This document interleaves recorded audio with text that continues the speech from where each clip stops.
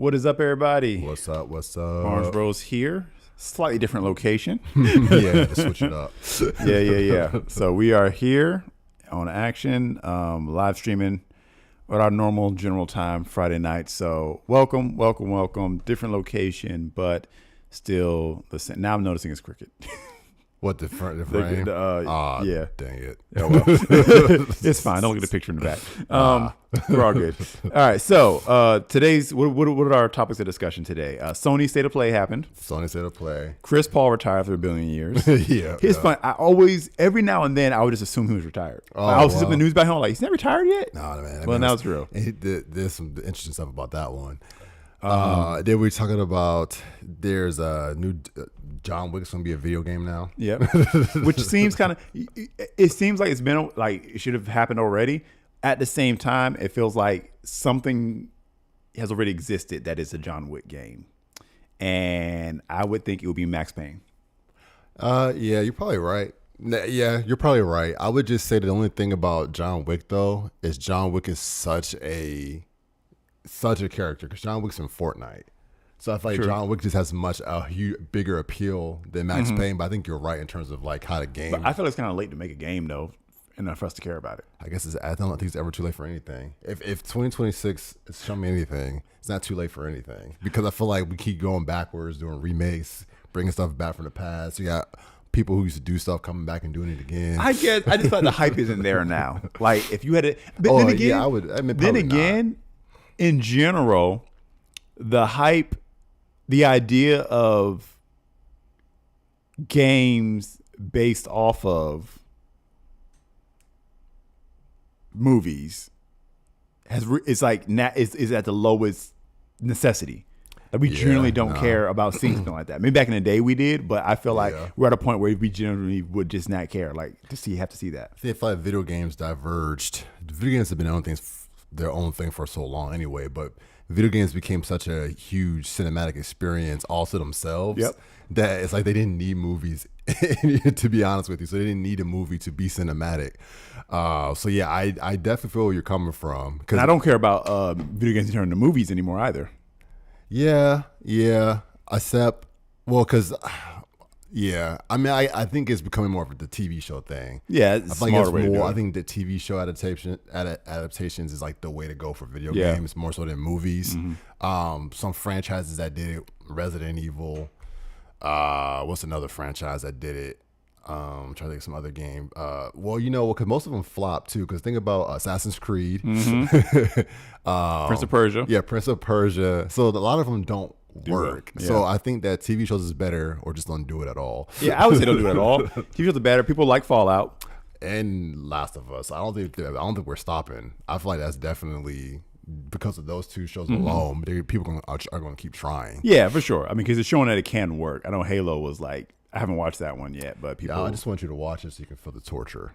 But here's the thing: I'm not as into the lore of Halo like you are, so I probably would miss a lot. I mean, when I see Master Chief's face, that's going to bother me. Yeah. But I'm still not into the lore that I'm probably going to miss a lot of changes, and I might not have as much bigger problem. I think you think that. But I think you still will because there's some, even it being a TV show by itself. So like I think about why did they do this? There's some interesting things they do, and I'm not even the biggest Halo lore person because I'm Halo video game lore. There's also books and comics and stuff that I've never read. But yeah, the biggest thing, Master Chief taking this helmet off was just dumb. And then the way they rewrite, I think you will know because it'll just be like you'll be confused. Like wait a minute, because I was looking, I was like wait. At what point is this? And I'm like, oh, this isn't an origin story. This is a remake. Yeah. So. Well, I think the funny thing to me is when Halo came out and everybody was talking about it, I was like, whenever they went into pre-production on Halo, maybe off on the timeline here, but my suspicion is this. Y'all went into pre-production on this and made your decision that he has to have his helmet off so you can connect with the character. And then Mandalorian came out sometime after y'all went into pre-production, and then y'all realized, dang, we got this wrong. But it was too late. Y'all was already down that road. That is a good because Halo came out after Mandalorian, I'm pretty sure. I think it did. So Mandalorian proved you can keep the helmet on and be that. Perfectly fine. You can get the facial expression, you can get the character, all that stuff. And so whoever was in that writer's room, like, TV is different from video games. In order to get the emotion and the connect to the character, you got to take the helmet off. And the Mandalorian was like, nah, bro, watch this. No, you're 100% right about it. Because that definitely could have been Master Chief. Yep. And I remember them saying that, like, in press tours and stuff like that. Yeah. They were like, oh, yes, you got to have they were coming for fans for being upset about it. Yeah. The Halo fans almost is how, like, talk to the Halo show creators almost remind me about how Star Wars creators talk to fans. It's like, you guys are dumb. Yeah, you guys don't know anything. Your opinions don't matter. Yeah. But then you have people like, but then you have shows when people do it right. Like The Last of Us, like, we're not messing this up. Yeah. And then you have Fallout. It's like, nope, give the people what they want. You know what's funny about Fallout? Isn't that a full rant? It just take about 5 minutes. Jonathan Nolan wrote this. Right. He also wrote Westworld. Yeah. The third season of Westworld came out right around the time the COVID lockdowns were, I think, coming to an end. Okay. And people were protesting, like, against the lockdowns and saying, like, this is enough and stuff like that. So the plot line of season 3 of Westworld was human beings rebelling against the AI that was running the world. Okay. Because we were tired of being controlled. So after the season finale came out and that whole plot played out, people were interviewing Jonathan Nolan. And obviously, like most Hollywood, he's on the liberal left-leaning side. So they're interviewing him. Was like, yeah, there's like like a parallel here to what's going on now. People protesting against the lockdowns, and he was like, no, that wasn't intentional. I can't, like, he was trying to disagree with the protest because he was like, I think, it's kind of stupid to protest against your safety and all kind of stuff like that. So, that wasn't intentional. We were writing this wasn't happening. And I'm like, it doesn't matter. Art imitates life. Like, you're showing it's funny. The same thing. People were protesting against control with the pandemic and stuff like that. So I just kind of laugh, like, you're trying to distance yourself from it. But what you displayed in that show is accurate to how people feel when people are trying to control their lives. You should own that. Now, here's what's funny. He wrote Fallout, right? Yeah. I just realized after watching most of this second season of Fallout, and I've been in and out, so don't ask me a whole lot of questions. I just kind of be in and out. My wife watches it more than me. But I said, you did it again. You accidentally made a conservative plot point because the whole plot of Fallout is that powerful people who have a vested interest and can make a profit from a crisis will manufacture the crisis themselves instead of waiting for it to happen naturally. Mm-hmm. That's kind of the messaging of season 1 and 2 of Fallout. That's what we said about the pandemic. We said, nah, this won't just a random crisis. Y'all manufactured this because pharmaceutical companies, that was a whole conspiracy theory, right? Like y'all would make money off of being able to sell a vaccine and stuff like that. And you have a lab where you're working on this stuff in China. So we were like, nah, man, this was a planned crisis to make money. And you have a whole show that's laying that out, and everybody watching the show was like, yep, this makes a lot of sense. We believe that people who love money and evil corporations would do this. We're like, that's what we were saying when COVID was happening. We said the same thing. And I'm sure if you confronted the writers about that, they'd be like, no, we're not saying that. We're not saying this is correct. But it's like, y'all are speaking for the people. Look, maybe just the people you want to speak for. All know what you're writing. Don't try to sell to what was the word? Like a agenda. Yeah. If you wrote it, you wrote it. Yeah, I mean, it is what it is. Good Lord. Hey guys, are we peeking too much? I don't know. I just want to make sure audio might be different here. We're using different mics. So let me know. Shout out in the comments. Got Life S Casey. She said you're sitting on the wrong side. Yeah, I know, right? We got our dad in the comments with a wave. And then she said government secrets being told. Yeah, man. I guess that's what happens. But anyway, moving on. All right, so let's get into. Really enough, I do want to. Well, no, let's do Sony first. State of play. Okay. So I'm gonna let you guide us through this. I'll pull up the stuff. But so the Sony State of play happened yesterday. Okay. But some games that were announced. So the thing that's interesting about Sony. Well, I won't say that. The thing that I notice in it is that we get a little bit of a mix of two things. We got some remakes, which Sony has been getting clowned for as of late, because it's like oh, they just keep remaking games because they started porting stuff over to PC, and they kind of been in this. Sony keeps doing remakes type thing. Yeah, they're still doing more remakes, and to be honest with you, I think I lean more on the side of let's do remakes. Yeah. It's okay. But a lot of people will probably see that as very, consumerist. Like, oh no, like they're just trying to make more money as cheap as possible.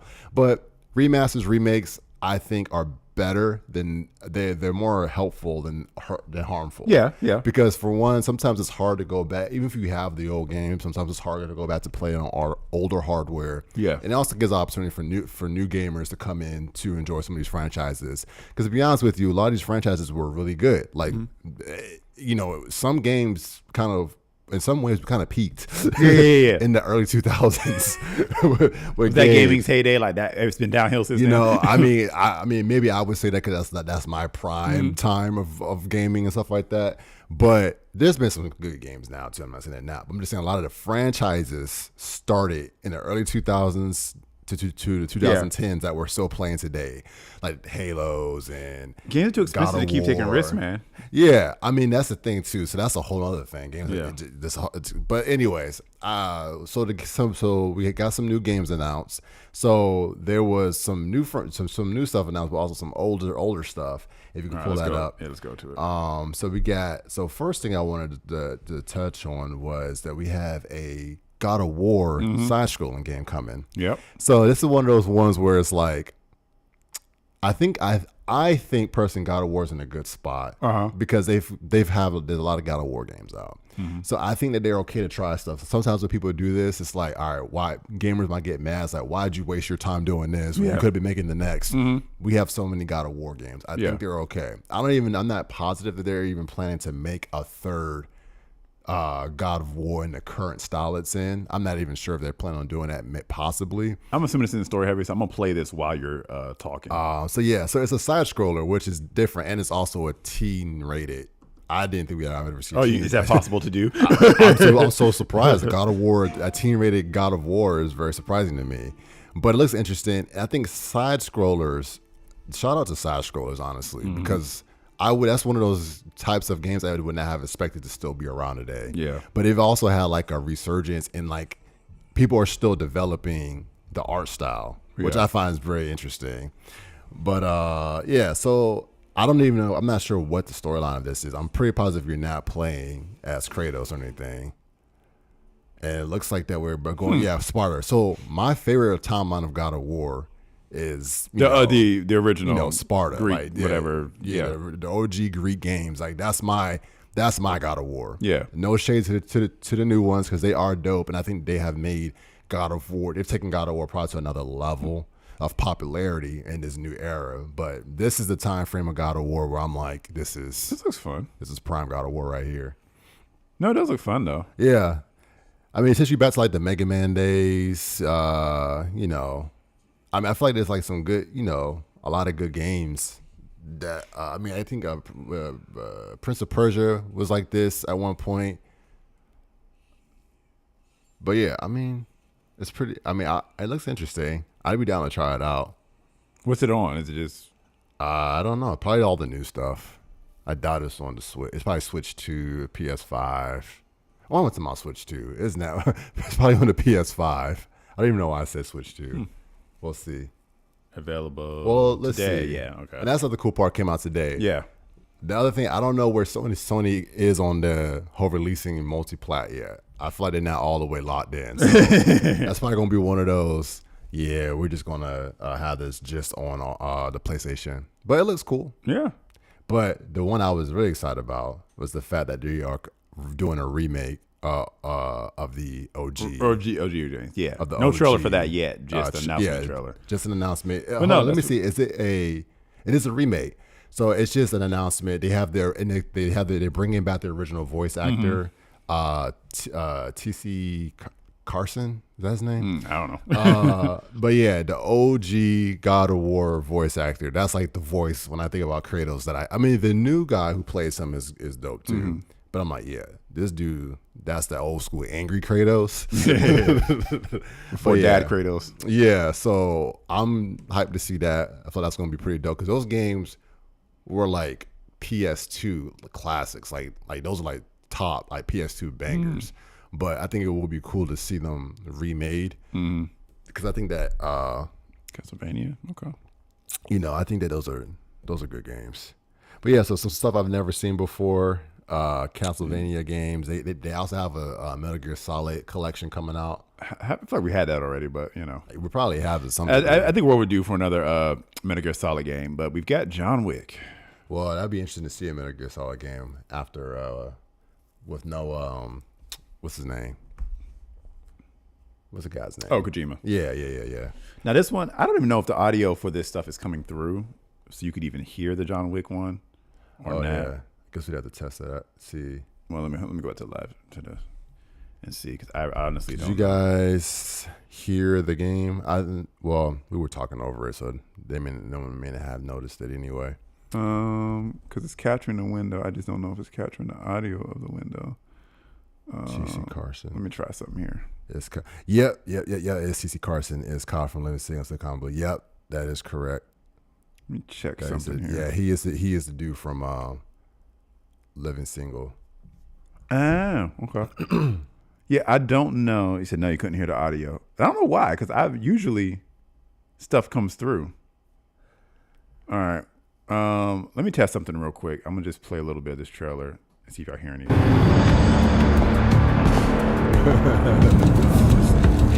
Okay, yeah, that's coming.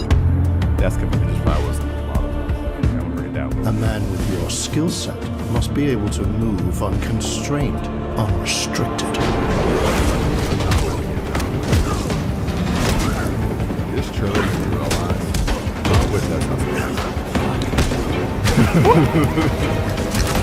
I was like, dang. He must be He's like getting versatile, tailored. I capable. was like, this man do be adaptable. having some nice and sorry about how instant it is that he like actually I guess it's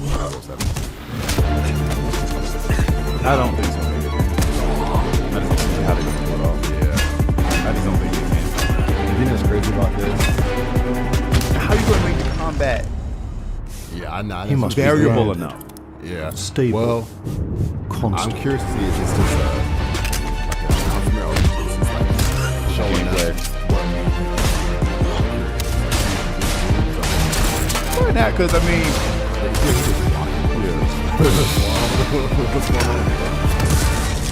you can't. There's no way to make the engine, the gameplay variable believe you enough are that ready. you could just So- grab this and do this. But that's what makes Wick interesting. Whatever you're going to put in a game, I feel like it's going to dumb it down to just being another action hero. It's going to end up being Hitman or Max Payne or whatever. Yeah. I feel like Keanu Reeves halfway can't act, but it's just it's the nature of the thing. Like it just fits perfectly. All right, you get the idea. Yeah, I don't know. I it's not like anything I saw was like bad there. It's going to be on PS5, Xbox Series X, blah blah. I just don't think it's going to work. I just don't have high hopes for it. I don't think it's going to work. But good for them for trying, I guess. I just feel like it's way too late as well. They're probably like it's probably because it came out on Fortnite, so they're probably feeling like, oh, Fortnite, let's dabble in this. And then that dude said he was the John Wick franchise director. Yeah. What the heck is a franchise director? I'm like, dang, I don't think I've ever seen that title before. Wait, is he the director of like the franchise, including the movies? That would make sense. But if he's franchise director again, you're trying to tell me you're going to do a lot of games. I have to imagine it's movies because they made the spin-off jank already once. Yeah. So I mean, I guess, well, is he like a producer for it? But I guess my thing is like, is he handling all of it? He's probably the Kevin Feige of So that's what John I'm kind Wick of wondering. franchise. So if that's the case, then that means they're trying to expand John Wick into a whole lot more. So that's probably why they did it. Fortnite could have been enough, probably. Because Fortnite's amazing these days. The stuff you see in Fortnite. Yeah, funny to me. I'm thinking about playing Fortnite again. Yeah, I I saw Fortnite in some stuff. I'm like, years. man, I get Godzilla out here. Like, this is insane. Like, I was like, some what good the looking world? stuff. All right, what anything else notable from State of Play that we should touch on? Let me see. No, those are the main ones I Okay. wanted to hit. All right. Well, let's hop into sports then. Let's look at Mr. Chris Paul. And I see what you said, Casey, about a video being louder than us. I'll try to fix that in the next one if we have anything else today. But anyway, Chris Paul, and I'll let you go ahead and bring this up. Yeah, so Chris Paul announced officially announced his retirement. So I guess we can. Is this, Oh yeah, is this Let's go to his statement? statement. All right, this is on Instagram. He said, "This is it. After over 21 years, Oh, is stepping that up? 21 years. No, it's up. Look, I'll show you. Oh, so we're just behind. Okay. Yeah. Yeah. All right. So after 21 years of stepping away from basketball, as I write this, it's hard to really know what to feel. But for once, most people will be surprised. I don't have the answer. But mostly, I feel so much joy and gratitude. While this chapter of being on NBA player is done, the game of basketball will forever be ingrained in the DNA of my life. I've been in the NBA for more than half of my life. That's crazy, man. Spending 3 decades. It's crazy even saying that. Playing basketball for a living has been an unbelievable blessing. There also come with lots of responsibility. I embrace it all, the good and the bad. As a lifelong learner, leadership is hard. It is not for the weak. Some will like you and many people won't, but the goal will always be the goal. My intentions were always sincere. He loves competing. It feels really good knowing that I played and treated this game with the utmost respect since the day my dad introduced me to it. It's the best relationship I ever knew. Basketball gave me a reason to wake up at 5 a.m., work out before school, find a way to get to the YMCA on snow days, even the roads were icy, to be a little brother, trying to be his big brother. Okay. It gave me a reason to earn good grades so I got a chance to play in college. It gave me a reason to score 61 points in a game, even though my grandfather had just been killed. Dang.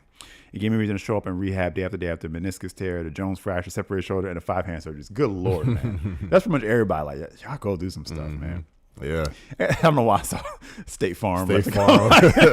All right, State Farm. Like we're gonna get one more money, a little bit more money out of you. Yeah, no. He probably gonna be one of those locked in for life. Oh yeah, he's gonna be showing. Hey, I replace Jay. Jay might lose his job. Yeah, Chris Paul now. Oh my gosh. The game always gave me a reason to show up, and truly isn't fires right there. Showing up is half of the battle. All gratitude I possibly have. It's time for me to show up for others in other ways. So last season, I knew I couldn't do it unless I was at home with my family. Those 6 years away were a lot of sacrifice for all of us. I knew it had to come to an end. 6 years away from family. What was that about? Because he was in different. The last couple of teams he played, he was bouncing around. So I'm assuming that means his family stayed in L.A. Okay. I know hardly the best team I can be is to Jada, Chris the second, and Cam. I'm so excited to take time to the next chapter of take with me and blah, blah, crap little things basketball's taught me. People have been blessed to meet. All teammates, coaches, executive, and family. I can't thank you enough. Biggest thanks all goes to the man upstairs. God is good all the time and all the time. God is good. Okay. So there we go. I'm sure they didn't recognize anybody else in the comments, but I'm so unplugged from things. I don't even know. But anyway, okay, yeah, cool. So Chris Paul retiring is not a shock because he said he was going to retire at the end of this year, at the beginning of this year. Yes. He's announcing it now because he got traded. I think he got. Well, I'm gonna pull this up. Reports that Toronto. All right, so I believe he got traded. What is it? The Raptors had waived him, and he was traded by the Los Angeles Clippers to the Raptors. Yeah, then they waived him. Oh, okay. So he was still in the Clippers. Technically, so this is where the drama comes in. This is why I love the NBA. Walk me through it, because I have no idea. The reasons why most people don't like the NBA. Yeah. This is why I like it, because all this stuff. All right, so and this actually goes to right to what I was about to say, because in the comments our dad says CP3 is the last of old school guys that would hold teammates accountable. All right, so CP3 is probably going to go down in history as one of the greatest, one of the top pure point guards of all time. We can talk ranking. Definitely, we want to go ranking in terms of point guards who never won a championship. He's probably number one. Someone might argue John Stockton. I don't think John Stockton won a chip. I don't think so. But anyways, you can get into all that stuff. But he's gonna be up there, even without a championship. He's probably like in most people's top 5 point guards of all time. The thing about him, he's probably one of the most smartest people. Like you hear people talk about like LeBron being very smart. People used to say that about Rondo back on the Celtics days. CP3 is known as like one of the smartest like basketball players in terms of knowing the rules, knowing how to exploit the rules, knowing little things to do to make sure that his team is in the right spot at the right time. Like he was just like a floor general. If this was like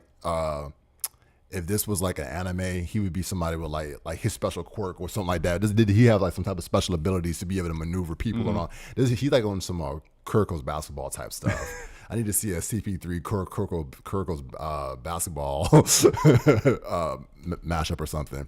But so what happened with the Clippers is they sent him home. So he really wasn't even playing that much. He's kind of like on the last couple teams he's been on. Because what happened was he's been on a bunch of teams, but he's kind of been at the end of it for a minute. So he kind of hasn't really been playing a lot. He went back to the Clippers. It's like a nice little reunion to go back to the Clippers to finish his career out in LA, where he had some of his best years. They did not release him, but they told him, all right, go home. Because they were like, basically, there was like some turmoil within the team.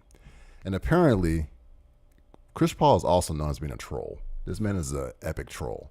And he apparently gets under a lot of people's nerves. And he's one of them teammates from stories I've gotten out that he literally will. He's like annoying to people. Probably he's so intense, and he will hold people accountable. Like my dad said, but I think it's at a point to where some people can't handle that. And I think for years you've heard it about him, but he was so good that you really couldn't do nothing. I think he finally got to a place where how his personality was not matching up with his output in terms of his ability anymore. Yeah. So people are like, you know what? We're done with it. So apparently he has some problems. Players is one thing. He always has problems with the players. Like, not always, but some teammates wouldn't like him what he was saying. He probably, apparently with the Clippers, he was getting into it with the coach and was calling out the front office. Okay. So we don't know what he was saying. Everything he could have been saying could have been like perfectly fine. Like, okay. Right. But it's a thing of like, I think it was like, okay, CP3, we love you, but you have worn out your welcome. And people in the organization probably was getting feelings hurt, whatever the case may be. And it was like, you know what? We're going to send you home. So it was like, dang, to just get, they didn't even cut him. They sent him home and then traded him to the Toronto Raptors. That's like I call it the Washington Wizards. Like Yeah. Bash to the shadow zone. That's basically getting you're essentially literally getting banished from the country. You get sent to Canada. But anyway, so they traded him there. Then they said, we're just gonna cut you. So I'm saying like, dang, he was supposed to have his Kobe farewell tour. And it wasn't letting people get that stuff no more. Like, it's just now you go out unceremoniously. And the thing was, let me tell you about this. This is how much we were prepared for this. He was basically having like, I think I'm pretty positive that he was doing like jersey swaps to every like players on teams, because like this is last year. I saw, maybe this was modded, but I saw that somebody had that in 2K. They had the thing. They had the jersey swapping with him. So it was like we knew this was what was happening. So it was like, dang, it was that bad. Y'all couldn't wait. Y'all couldn't hold him to the end of the season. Just let him go out gracefully as respect to one of the OG. I'm like, it was that bad. So it just shows me like, regardless of even if what you're saying is right, we don't know. But I do know that Chris Paul is a troll. Yeah. And Chris Paul getting on people's nerves. He gets on refs' nerves. And you watch him play, he be doing some stuff. He'd be like, oh my God. Like, there are people who call him a dirty player for stuff he does. He's just one of those chippy dudes. And he's like a smaller guy. He's not like tight, but he's just smaller for the NBA.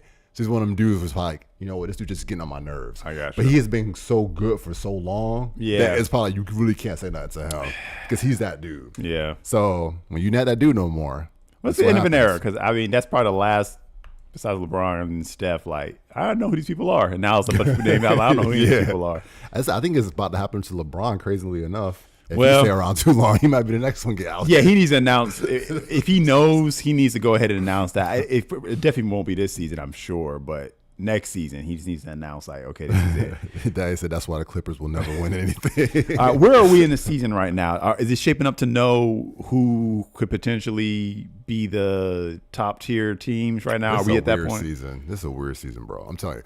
So we're kind of like all-star break-ish. Okay. We're getting there. Where are we at, bro? All-star break. I think the all-star break's coming up. But basically, a lot of people have been getting hurt for one. The top. So you still have the Oklahoma City Thunders out there. Okay. The Spurs are doing really well. Okay. In the East, the Pistons, the Detroit Pistons, which I have never really seen be good in my time of watching NBA, outside of like, I don't even know if I was watching basketball then, but like you had a short span of time when they had Chauncey Billups and some good players and they won a championship. But I don't even know if I probably was watching them. So the Pistons are good, which is random. It's like one team you're not really expecting. The New York Knicks are doing good. But I don't really feel like there's any team that's like, this is like last year, it was Oklahoma City Thunder was the team that everybody was like, this team is like unstoppable. Yeah. They still are playing good, but it's not at the same like level of unstoppableness that it seemed like it was. Who won last year? The Thunder did, yeah. And apparently it is All-Star Weekend. Okay. So yeah. Okay, this is All-Star Weekend this way. Okay, cool. So, but yeah. And then you have the whole thing with the 65 game rule that Adam Silver put into place, where it's basically like it was supposed to keep people from. That's funny to me. This is my first time hearing about this. This is funny to me though. So basically, it was supposed to keep players from not low managing, which is the low management that a lot of players just miss games, and people get mad about it. You go pay tickets, want to see the players, blah blah blah, and players just taking time off, and like there wouldn't be anything wrong with them. But this is the first time where tonight it might be causing an issue, because it's like, dang, you have players who are actually like not just resting, they're getting hurt, and a lot of the star players are getting hurt. Like you had Jokic got hurt, and he's not a person he plays. But it's like he's at a spot right now where I think if he misses like 2 more games, he's disqualified. Curry is about to be disqualified if he don't play. So some of these dudes is not like LeBron wasn't going to win MVP, no way. But the thing that's like starting to affect it, which you can see it could possibly affect down the line, is like for the other awards like All NBA awards, All NBA teams, stuff like that. So where things might start looking weird on historical statistics. So it's like somebody like a LeBron being up there for 21 years or whatever, not making it now because he's not still playing good. Because I mean, I don't know, it depends, but based on how he's playing, if he had played the whole season, he may still have been on like maybe like the NBA third team or something like that. So it's one of those things where it's like, I don't know that it ever would get this bad, but it just kind of shows you where I guess it could be a hole in it. It's just like, let's say you got a bunch of top players that got hurt. And then now you can't give it to them, and then they come back and they're just balling out.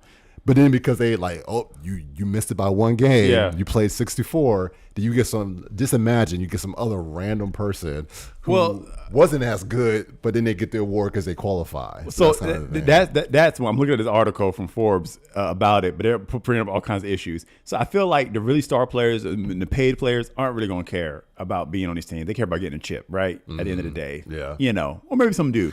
But it could affect your Hall of Fame stuff too. But they said this could backfire because you have scenarios where people are qualify for supermax contracts if they get on all NBA teams, stuff like that. So with people who normally would be taking those spots, not qualifying, that opens up more spots, and so now teams go out to pay out to players that normally would have never got on the All NBA. Good for those guys who are like, this is my chance now. Really. So I don't know. I feel like NBA probably shot us on the foot. It's weird. I feel like NBA and NFL alternate sometimes seasonally. Like you go a couple years with one is just can't do anything right, and the other one is just like this is where you want to go. And I feel like it flips back and forth. Where do you think that falls right now? Are they both just not getting anything right, or is one actually doing all right? No, the NFL is fine. I feel like the NFL is going through a season of kind of getting it right now. The NFL, I feel like the Eagles winning a couple chips was good for that. But the NFL, and then this year for sure is probably, if you want talking about like parity and stuff like that. I mean, the Chiefs weren't in it for once.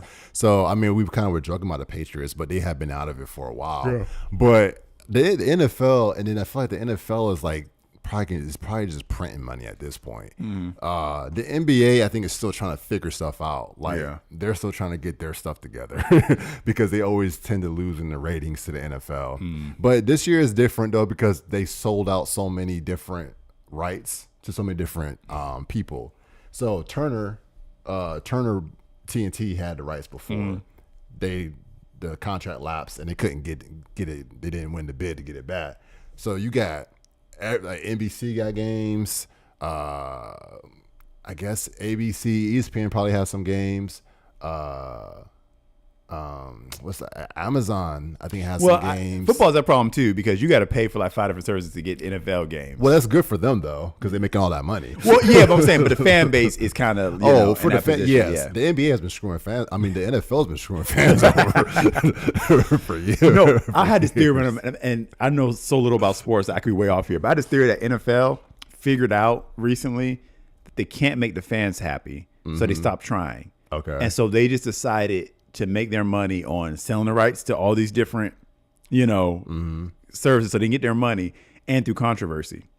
And I thought about NFL. And so it's like the social media rule. Like you can go viral or go popular by being liked, but sometimes it's easier just to be controversial and disliked. And I think the NFL is just riding into the dislike. but using it for popularity rather than to lose out on ratings like that. And I don't know what the ratings are for NFL right now, but I feel like, for example, the last year's halftime show, they got Kendrick Lamar because of the Kendrick Lamar Drake beef. Yeah. So they were like, how can we make this about us? Like, oh yeah, this is the biggest thing happening right now. So let's just jump in the middle of it by having Kendrick Lamar be the do the halftime show. Yeah. I think it was like supposed to be Lil Wayne, and they bumped him out maybe for that. People got mad and about that. Yeah, but Lil Wayne is on kind of like with Drake. They're on the same level. So it's like all this stuff. So anyway, and then this year, you know, everything going on politically, immigration stuff, ICE, and they were like, all right, so let's get a Latino dude, liberal, like everything that our core audience would probably dislike, but is at the center of this controversial conversation, and let's make it about us. Let's put him in a halftime show. That's a good And point. it's like,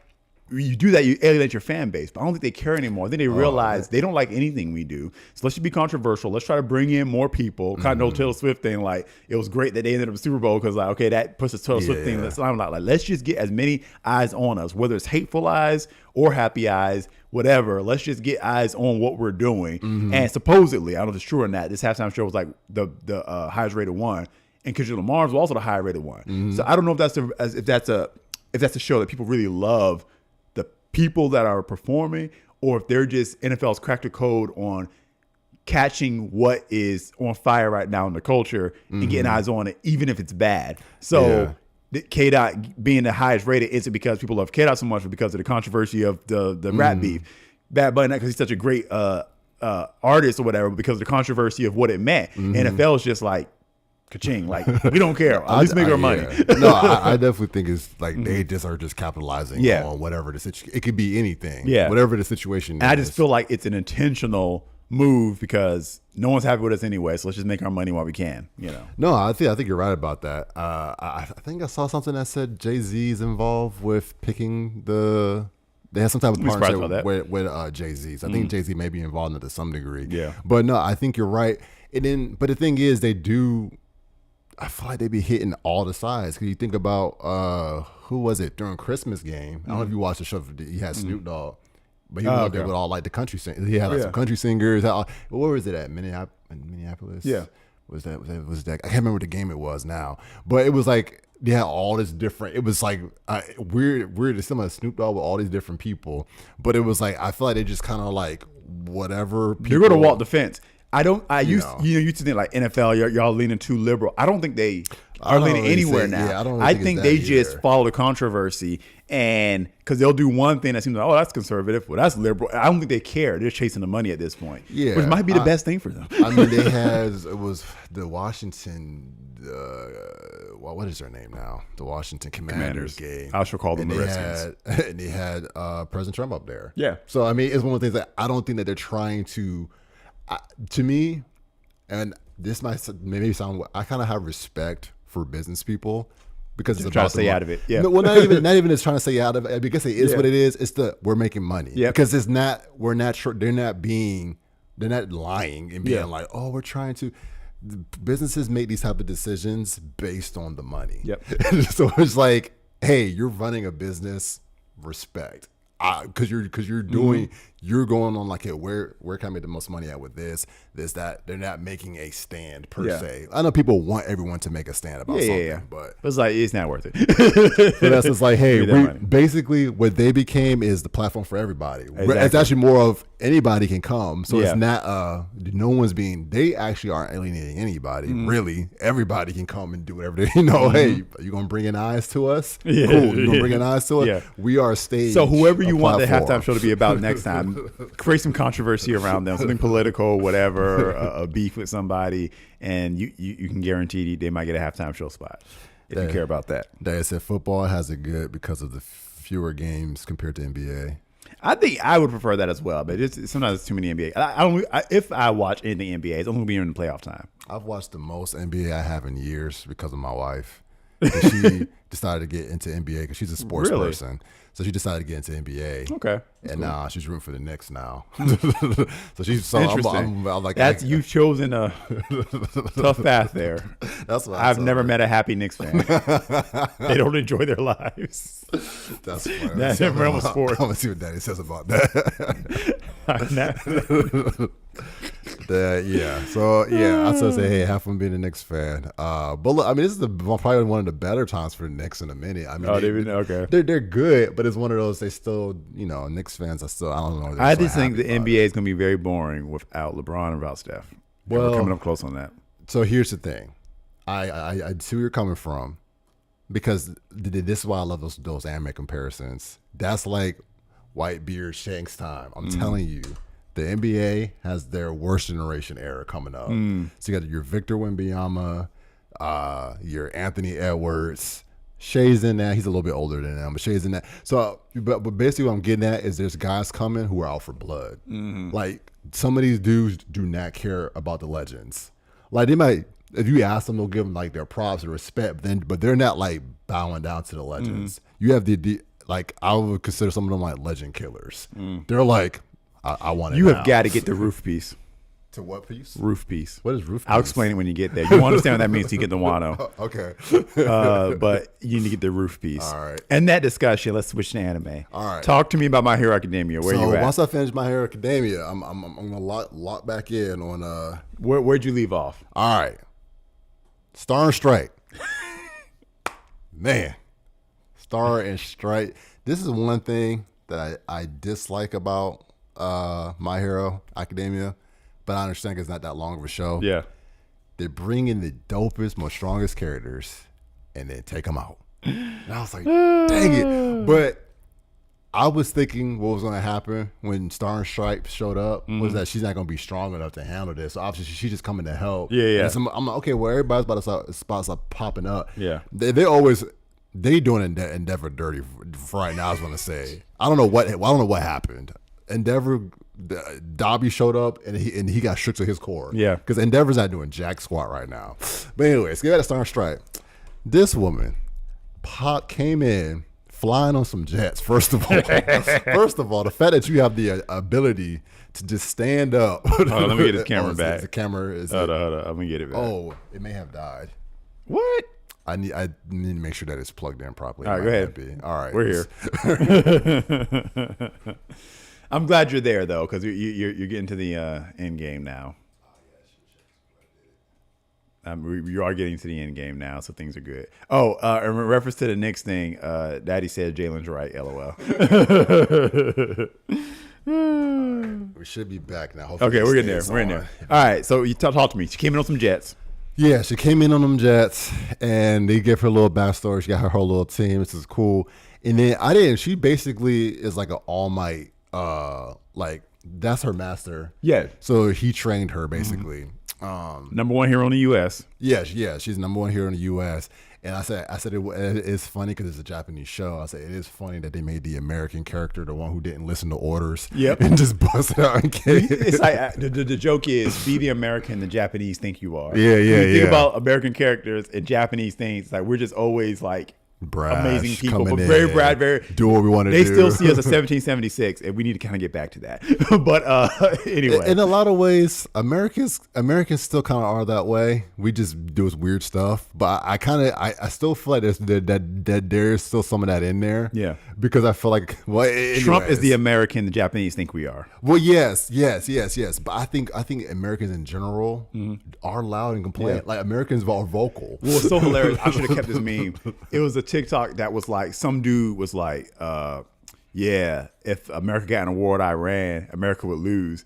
And the dude stitched it and was like, first of all, he said, let me list all the non-military groups that could beat Iran in a war. He said, let's get all the guys who recently been arrested in Florida. Let's get them out. Oh Lord. He said, let's get Philadelphia Eagles fans. Oh my God. He said, then let's get the Philadelphia Eagles O-line.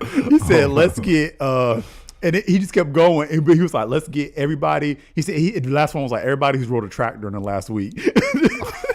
And people come was like, yeah, let's get the Girl Scouts of America. Let's get like boy, like nah, like you don't even need the military. Like we are as militant as we are in America. It's like nah, we can handle it ourselves. Yeah, and the thing is true. Yes, we can. Yeah, Americans are a different breed. Yeah, we are. We continue. But Star and Strike. But yeah, Star and Strike. it definitely came in hot, and I was like, dang. So she's a beast, and you had to kind of figure out how her powers work and everything like that. Yeah, New Order. That was. I'm sorry. Her quirk is beyond broken. I'm like, each quirk you kind of feel like, okay, like, all right, this is fire, and it's super strength, or like it's all based on like. Yeah, the laws of physics, and maybe you could bend those things. It's just like you just have the ability to speak life and death. Like you have the ability of God. Yeah. Like you can just it's insane. Like it doesn't make any sense. She always keeps one. You can only do two things at once. Yeah. So she always keeps one on her physical body, so she can be like all my S. I'm assuming that's what she meant by like, to make her. I don't know. It's just to make herself like stronger, durable. I forget how she worded it. Maybe it's in this wiki I just had up. But yeah, she works it. She uses it on her body essentially. Yeah, on herself. Yeah. And then the other one she can free up to be whatever. So I was like, okay, so how is this working? It's okay. So you're not necessarily, because she's like she can't, but she can only make herself but so strong. That's the thing. They were kind of doing a little power. They were explaining it. She can. There's a limit to how powerful she can make herself. Yeah. But she can make somebody else weaker. Like Exactly. she can tell them like you're going to be this weak essentially, and it worked out for All For One, because right now Shigaraki's like, it's like this weird mind meld between Shigaraki and All For plot One. armor. It is. It definitely is. But he's like, because so when she says Shigaraki, you will. How does she say? Tomura Shigaraki. Yeah, if you move, your heart will stop or something like that. Yeah. She said. But then he could move because it was like, well, I don't know who I am technically. And I was like, That was oh some Lord. trash. So they were like, yeah. So basically, if she's talking to a living thing, she has to call it by what it identifies. The person identifies themselves, who they identify themselves as. So like, if this person doesn't go by this, like if you think this person's name is John, but they're like, no, my name is Tim, it won't work. Essentially, you have to know exactly who they are. She could do it in inanimate objects because they have no sense of self. Essentially, is what it was saying. So I was like, dang, that's crazy. But she still was putting in work though, and then she did the whole little air thing when she was like. Before she even did that though, she said all the air before me. She took the oxygen out. Of that area. Then she did the whole huge like air thing and all that stuff. I enjoyed the military being behind her. I'm like, this is what we would do as Americans. Like, you have a dope quirk, but you're not gonna handle by stuff. The whole entire U.S. Air Force is gonna be behind you and help you pull stuff off. So I thought that was cool too. Actually, like some good like research on their part, because you know how like in Japan, not in real life, but in the show in Japan, they work closely with the police. Yep. She came with the Air Force. Yeah. So I was like, that makes sense because Americans, it is about our military is our, is our strength essentially. Yep. So I feel like that makes sense if she came with I mean, not that the police would be flying, but I'm just saying, to me, that was a good touch. Yeah. That the American Air Force is what came. No, that's dope. In that situation. I mean, if it was Air Force, I'm assuming it could have been Navy. I'm assuming it was Air Force. I think it was Air Force, but then if they even know.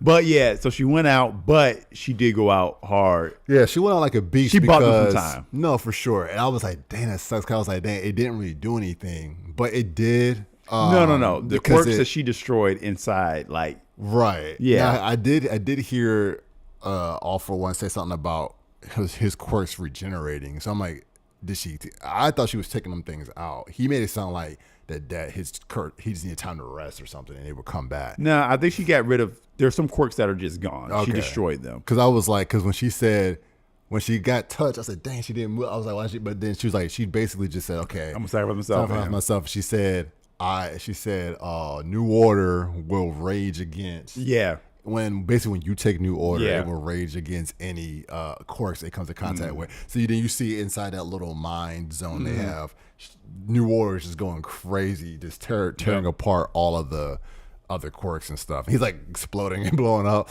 I'm like, there's amount of times that they be blowing Shigaraki up and like all this stuff. I'm like, how is his body still standing? Yeah, at all.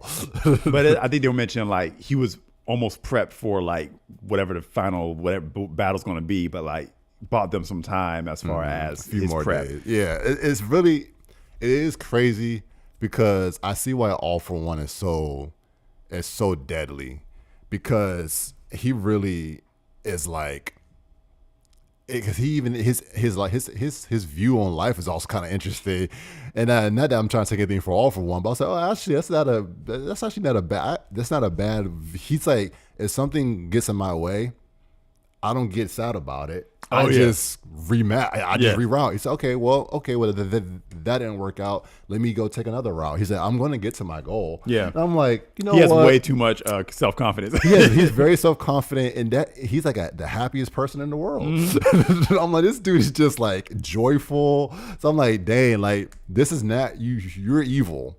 But if we could just even from like a godly standpoint, if you could take some of these things and then not be perverted with it. But I think it's interesting because it also is like you have those evil genius characters like Palpatine, like where it's just like you just got everything down right. Or I think they said, who was like that in Bleach? Was it Aizen or whatever? I didn't watch Bleach through, but there's characters like that who are just super geniuses to plan everything out. But he's like, it's not so much he's a super genius. I mean, he's smart, but it's like he just keeps adapting to whatever's happening.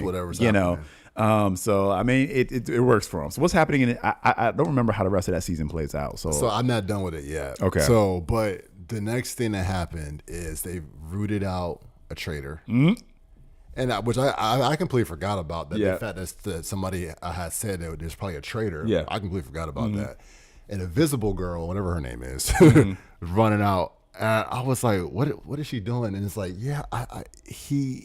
he wasn't excited when we brought Deku back. And I'm like, what are they talking about? Because sometimes I'll be like, this show just be doing stuff. I'm like, what are y'all talking about? They do kind of just like leap into like big reveals. You're like, wait, what? I'm like, I don't know if this is a pacing issue or not, or this is deliberate, because y'all just be jumping into stuff. And I'm like, wait, what is this? That's why you should watch Attack on Titan, because they have a moment like that, and it catch you so off guard, but it's on purpose. Like it's a literary like move, and it's like one of the dopest moments, but it's also so insane. Like there's a major reveal that you don't even know. You know how it's like, okay, there's a man in a mask and you're trying to figure out who's behind the mask. Yeah, it's a mystery that you weren't even thinking about. Oh, okay. But the characters, like, there's a major conversation happening and it's ending, and those characters are starting to like walk away or whatever.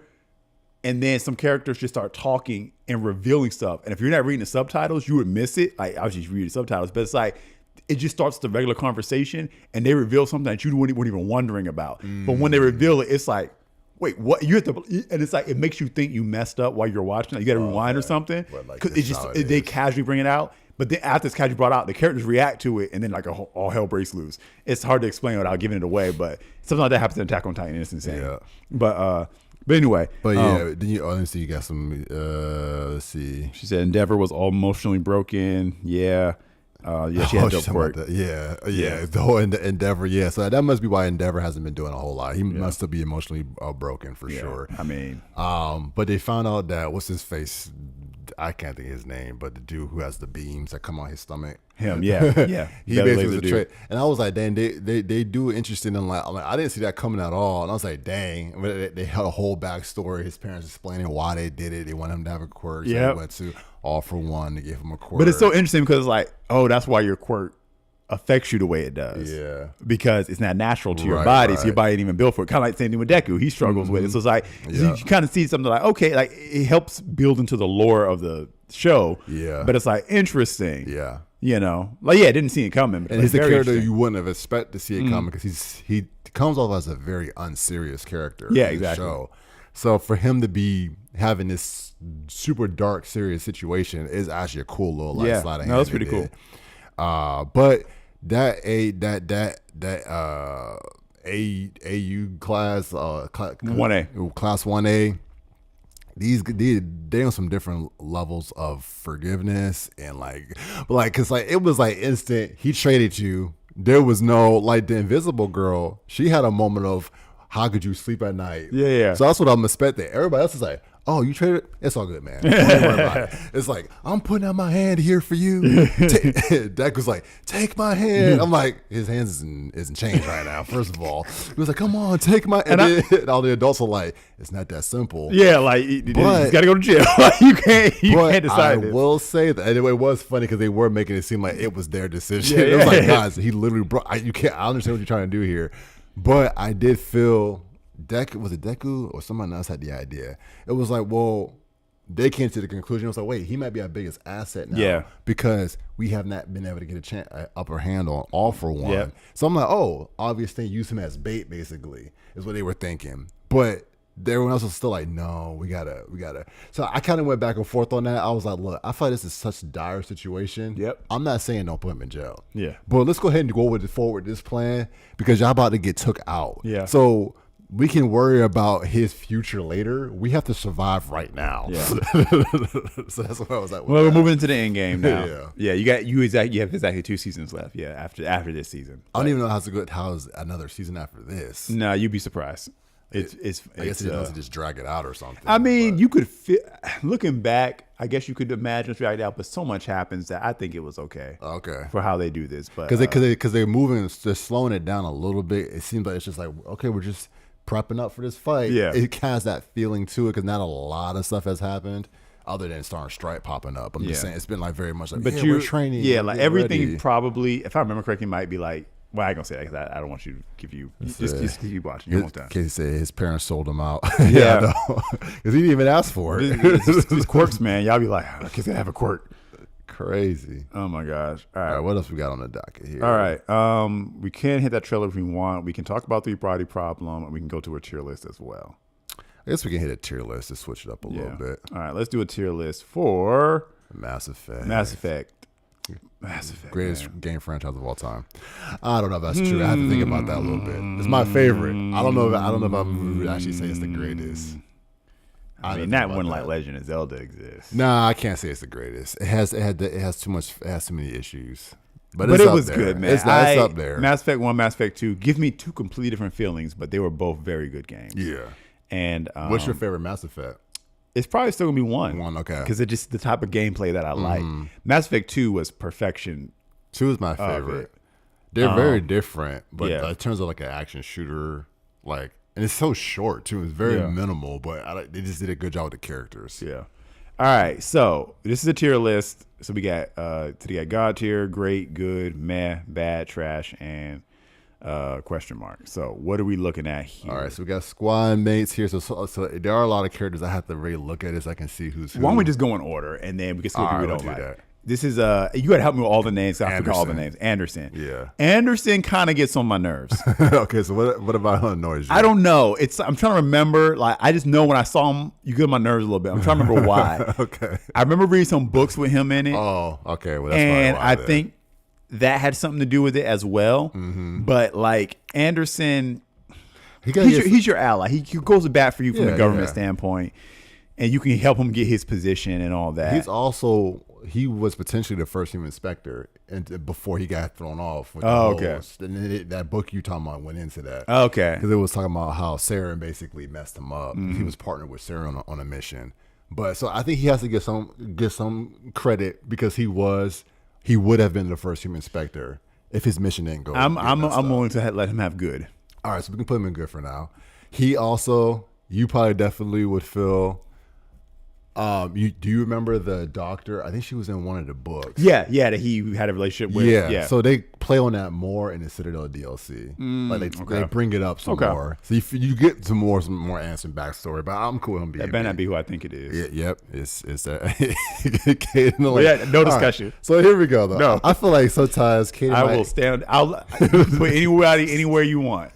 That man's trash. I hate him. Oh man. So yeah, I've been trying to think of some arguments for Caden. And I've been the problem with Caden outside of just the other annoyance is that he's not interesting enough. And they just didn't do him right. Like I even have love for the voice actor because it's a dude from Once Upon a Time who played, Cricket. Yeah. So, but the thing with Caden is they just didn't do a good enough job making him interesting. He just feels very like. Here's the thing, Ashley. We're about to get to Ashley in a second here. I don't even like Ashley much more than Caden. Oh, but out of the two of them, it was like, why would I ever choose Caden at all? But Caden's a tortured soul. So if you wanted to play the role of like, here's the trying thing, to help him. His whole thing. That's part of my issue. This whole victim mentality run around with. I was a biotic, and I'm a biotic. I chose that in the menu screen. Like, that's not. What are you telling me? He's the jacked up biotics, though. What are you telling me, though? He's a biotic too. But every backstory you can choose as Shepard, when you start in the menu screen, like, I just read through a trash backstory. Like, there's nothing you're going to tell me to make me be like, oh my God, I'm so sorry for you. Freaking Tali has no planet. Well, Liara's mom is the Wicked Witch of the West. That's funny. You know what I'm saying? Garrus, he really didn't have anything bad happen to him until later on. But like, everybody's got a story on this ship, and your thing is I'm biotic. And I'm sure there was more to it, but just to show you how they wrote the story, that's all I can remember is that him complaining about being about it. That's all I remember. That's actually the problem. You're exactly right. The thing is, he actually doesn't complain about it, really. But that is the thing that happened to him. Like, you dig into it and get more from him. He tries not to really talk about it for real. But that is what made him interesting, and that's it. And it doesn't even make him interesting. So that's the problem. So I got you. I always feel bad. I feel bad for Kaden sometimes. Like, dang. And then when you bring him, I don't know if they didn't plan for Kaden to be the one who gets saved, because even when he pops up in the other games, it just feels weird. Yeah. Like, even when Kaden shows up on Horizon, remember the whole little it felt weird when they both take their jab at him for working with, or her for working at where Cerberus. But at least Ashley, I don't know why Ashley did, because first of all, you saved her, and she had a whole jacked up situation with her family. So I don't know why she did that. But Kaden didn't. Why would Kaden do that? Like, it didn't even make sense to me for Kaden because of what y'all had already. It was written for Ashley, for sure. In the first game. It was written for Ashley. Yeah. But I feel like both of those characters got a short end of the stick, and it was more to do with the fact like they were figuring this out, I guess, BioWare and this romantic interest thing. And so they kind of became non-characters. They were just the default human love interest. And Liara ended up being infinitely more interesting than either one of them. Because I feel like Kaden and Ashley were invented to be love interests. Liara was invented to be a character. She's tied to the main plot. Yeah. You go rescue, like, she's not the first person you get. You go rescue, something like that. And it's a whole storyline. And she can be a love interest. The love interest thing was secondary. It was like that whole monkey. It's that whole like, oh, this game is different from other games because you can have an alien love interest, and it's wildly different. Like, this is the alternate option, way to play. But she was an interesting character on her own. Yes, because everybody chose her as the option. You know. And so, he's trash. Which they all look alike. Oh wow, man, species over here. Just said y'all look alike. All Turians look alike. Who is that? That's Nihilus. I'm pretty sure. Let me see. Wait a minute. Is that Nihilus? I can't. Who's Nihilus? Nihilus is the first. When you're on the very first mission. The dude who's being Nihilus. A jerk. Let's see. The only other person I'm thinking it could be is but she doesn't pop up till later. I don't think he got her in here. Well, and this proves my point. They all look alike. The female Turian. That could be him. Is the pattern the same? See, it could be a different art style. It's hard to say. Because who is this down here? That's not Nihilus. Where at? No, that's the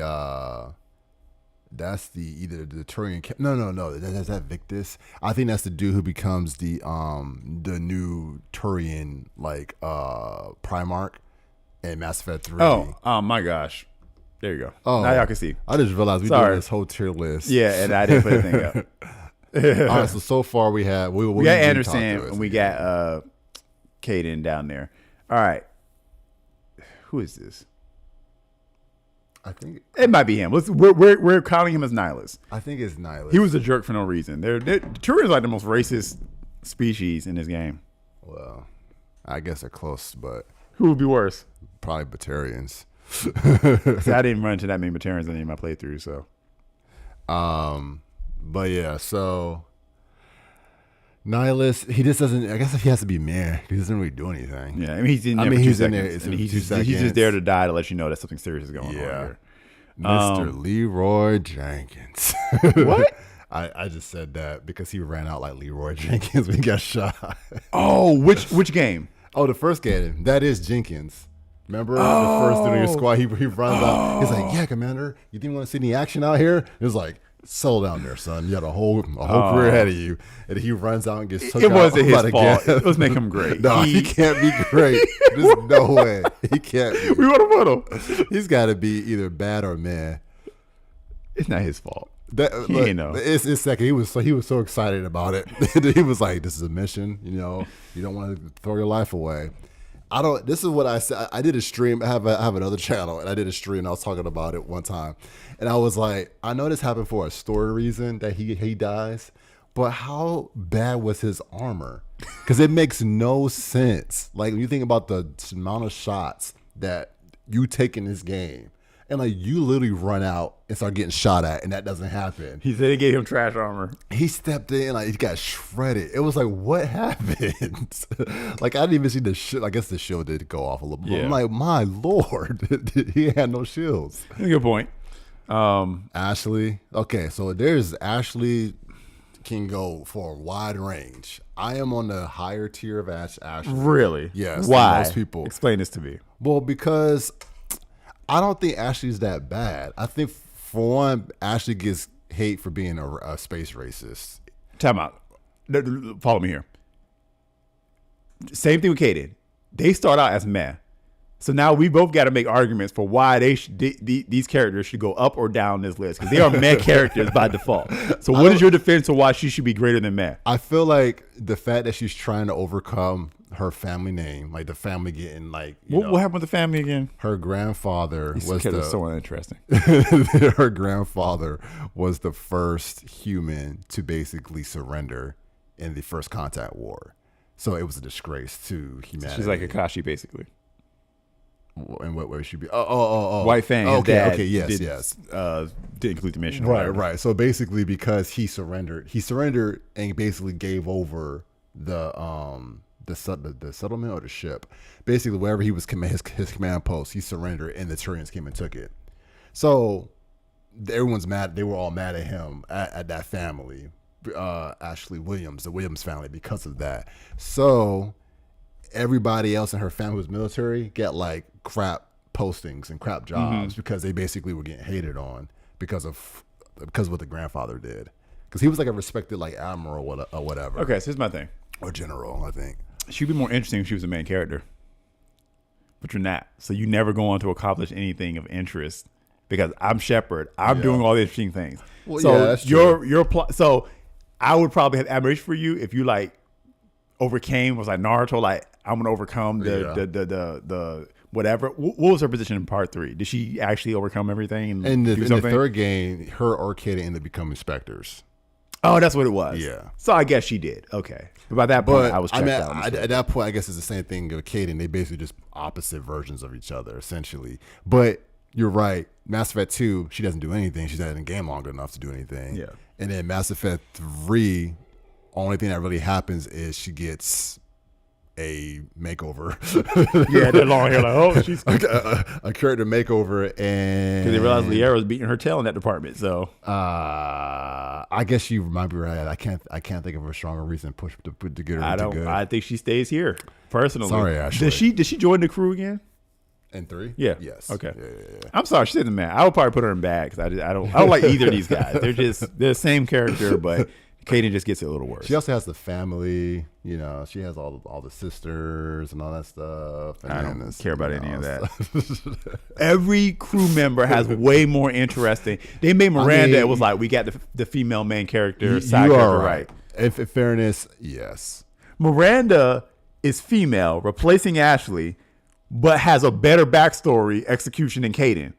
Because she was an experiment, basically. Yeah. And we actually had to see that played out. So it's like a better Miranda is them figuring out how to get that right. So yeah, they both suck. Yeah. This is me trying to fight for the MU1 characters. No, and I don't we have Liara. I don't think and we got Tali.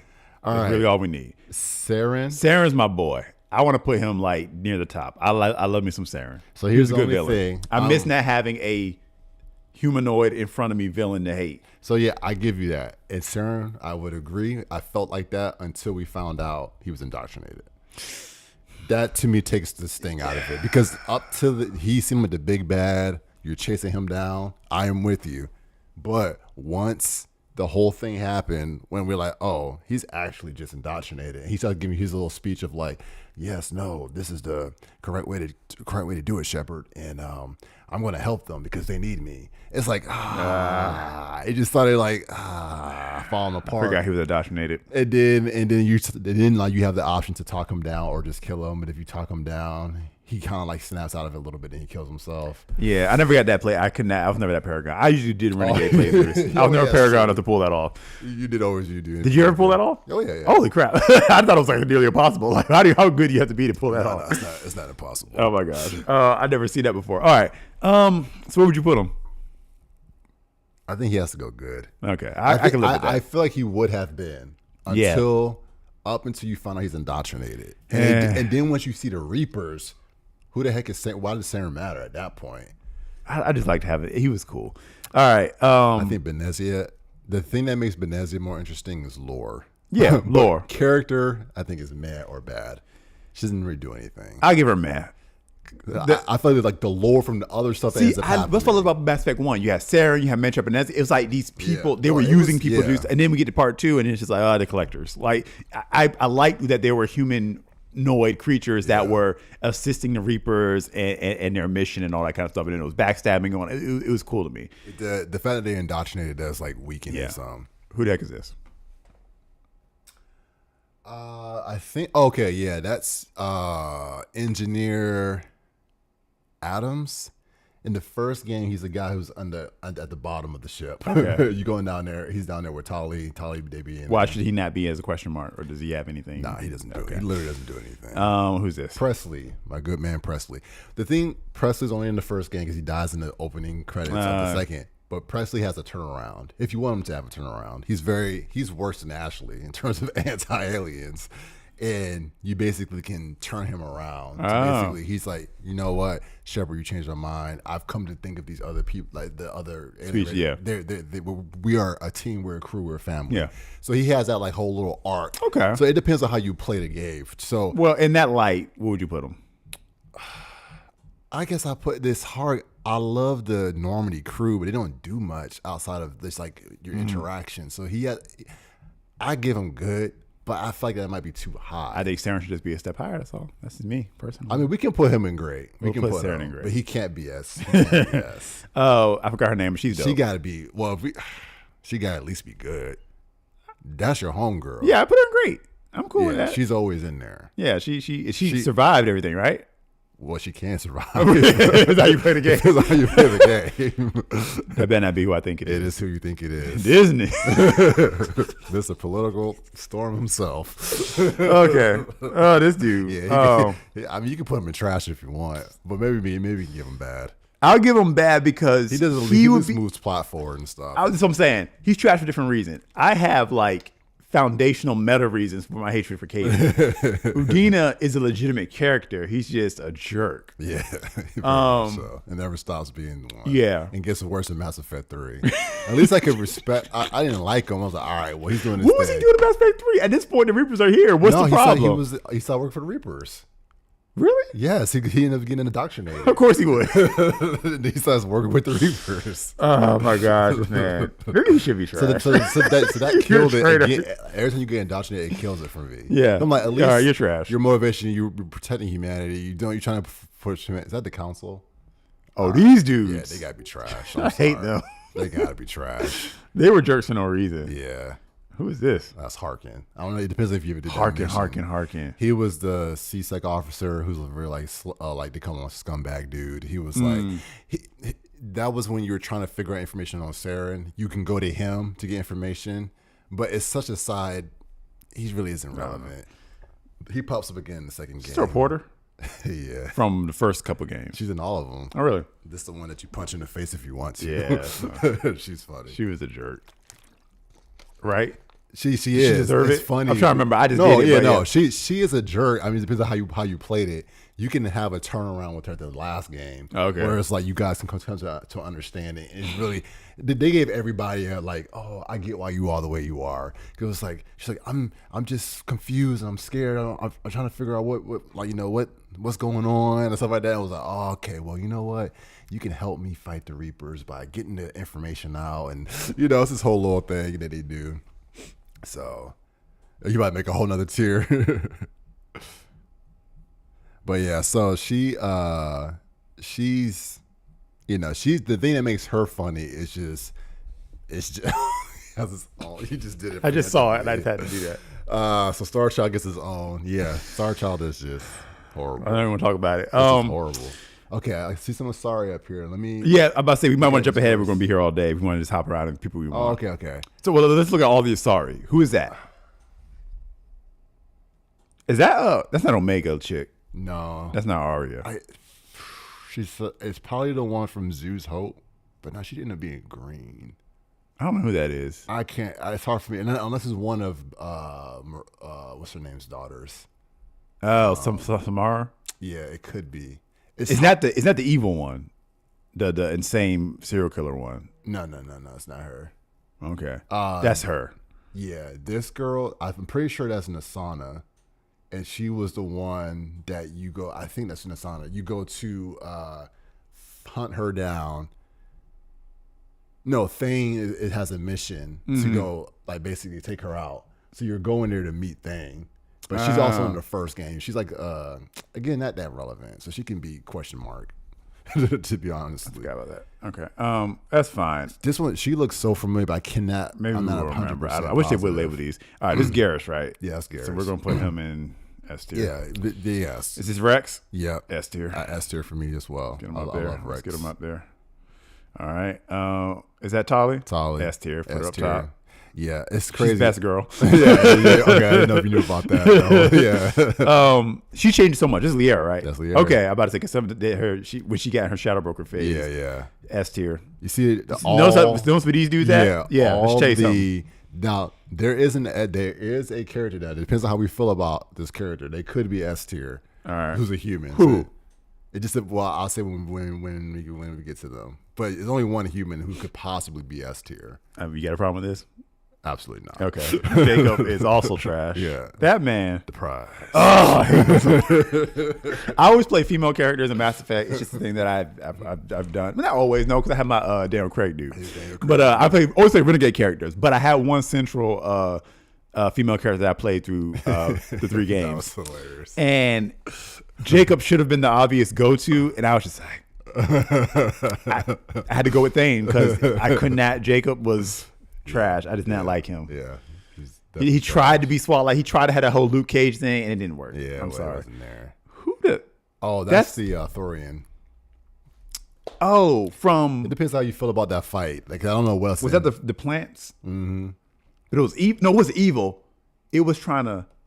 No, I'm thinking about the Bug Queen. Oh no, it's not the Arachnite Queen. Yeah, no, that thing was evil. It was like on Zoo's Hope. Yeah, had everybody in mind. It was just disgusting. Yeah, I don't have any way to put it. I mean, that's the Arachnite Queen. I'm assuming. Arachnite Queen. I made a deal with Arachnite Queen, right? Mm-hmm. I was cool with Arachnite Queen. Yeah, I thought Arachnite Queen could be good. He was a good character. Like we had to understand. Elusive man. I like the elusive man. Again, he got indoctrinated. He can be. But great. when he got indoctrinated, at that point, I felt like anybody could be indoctrinated. Yeah. Which made me think the indoctrination theory was legit. Because I'm like, if he, as strong-willed as he is, and human rights and everything, and he got hit, I was like, oh, bro, there's nothing that can be done. No one can fight this. So he's still a great character to me. I respect what he was doing. He was racist as all get out, but I respected his game. Because when the Alliance was just twirling their thumbs, he was getting stuff done with Cerberus. Yeah, he was doing stuff. All right, Miranda. I'm not huge on her for S tier, but I do like her. What do you think? I'm thinking either good or great. It just depends on how. I think based on like your explaining how her backstory stuff, she could be great. She's apparently a very strong biotic. The problem is she's around God tier biotics. Yeah. So that's why it's hard for me to really. Yeah, as like in gameplay, I didn't really. The gameplay issue is that she's in terms of like human, she's supposed to probably be the strongest human you probably come in contact. I think she could be great. I think in my playthrough she was always good because I just didn't. Yeah, I did. If you played Mass Effect 3 more, maybe. And if you also have a romance with her, it probably would affect it as well. I think my Daniel Craig character did, but So she's tough. I say she's okay with good. She can be S tier for me. Arya, Yeah, I put her in great though. Just 'cause she was she's a cool character. She was fine. I don't think you ever played the Omega DLC. No, but when I got to Omega, that's when Mass Effect 2 just came alive. Like, this is a Yeah. different game, man. This is legit. It just felt, the game felt so big, even though it really kind of wasn't. And in some ways, it was smaller than Mass Effect 1. Yeah. I loved going to all those random dead planets. Oh, I know it was yeah, like nothing going yeah. on. I love mining and from space. I don't know. I just love Mass Effect 1. That was but the appeal of that one. but the life of Mass Effect 2 just felt like I was playing something different. Omega, if you play you probably actually really like the Omega DLC because you get more With her, okay. yeah, with her and stuff. This man right here, Yeah, he's got to be S tier. I like me some Morden. I'm not even that went in. high of a Morden fan But personally. he went out but right. he has a good story. Was it 3 when he went out? Mm-hmm. Okay. Potentially? Now this is the human I was talking about. Oh, I'm she could be there. saying she's at least great for me. She's definitely at least great. so I'm trying to figure out if it I'm gonna put S depends. tier on that. It depends on how you feel about it. I don't know. I mean, my I S feel tier like- is Rex, yeah. Garrus. They're just legendary characters. She's probably the best new character as far as crewmates Yeah. introduced. Yeah, she's out there If for I'm, me. am I being honest about that? Yes, I think of the new character, she's the best one. Well, Great it depends How you backstory. feel about Thane, but No, I still give it to Jack. I like Thane. He's great as well. Or should he be good? it's tough. He's borderline because he doesn't do a lot. He doesn't. But then he has his whole arc in the third game, and he did fight. Kylie. Yeah, Kai Lane. So it just, Which is a great matchup, It just yeah. depends on how you want to rank him.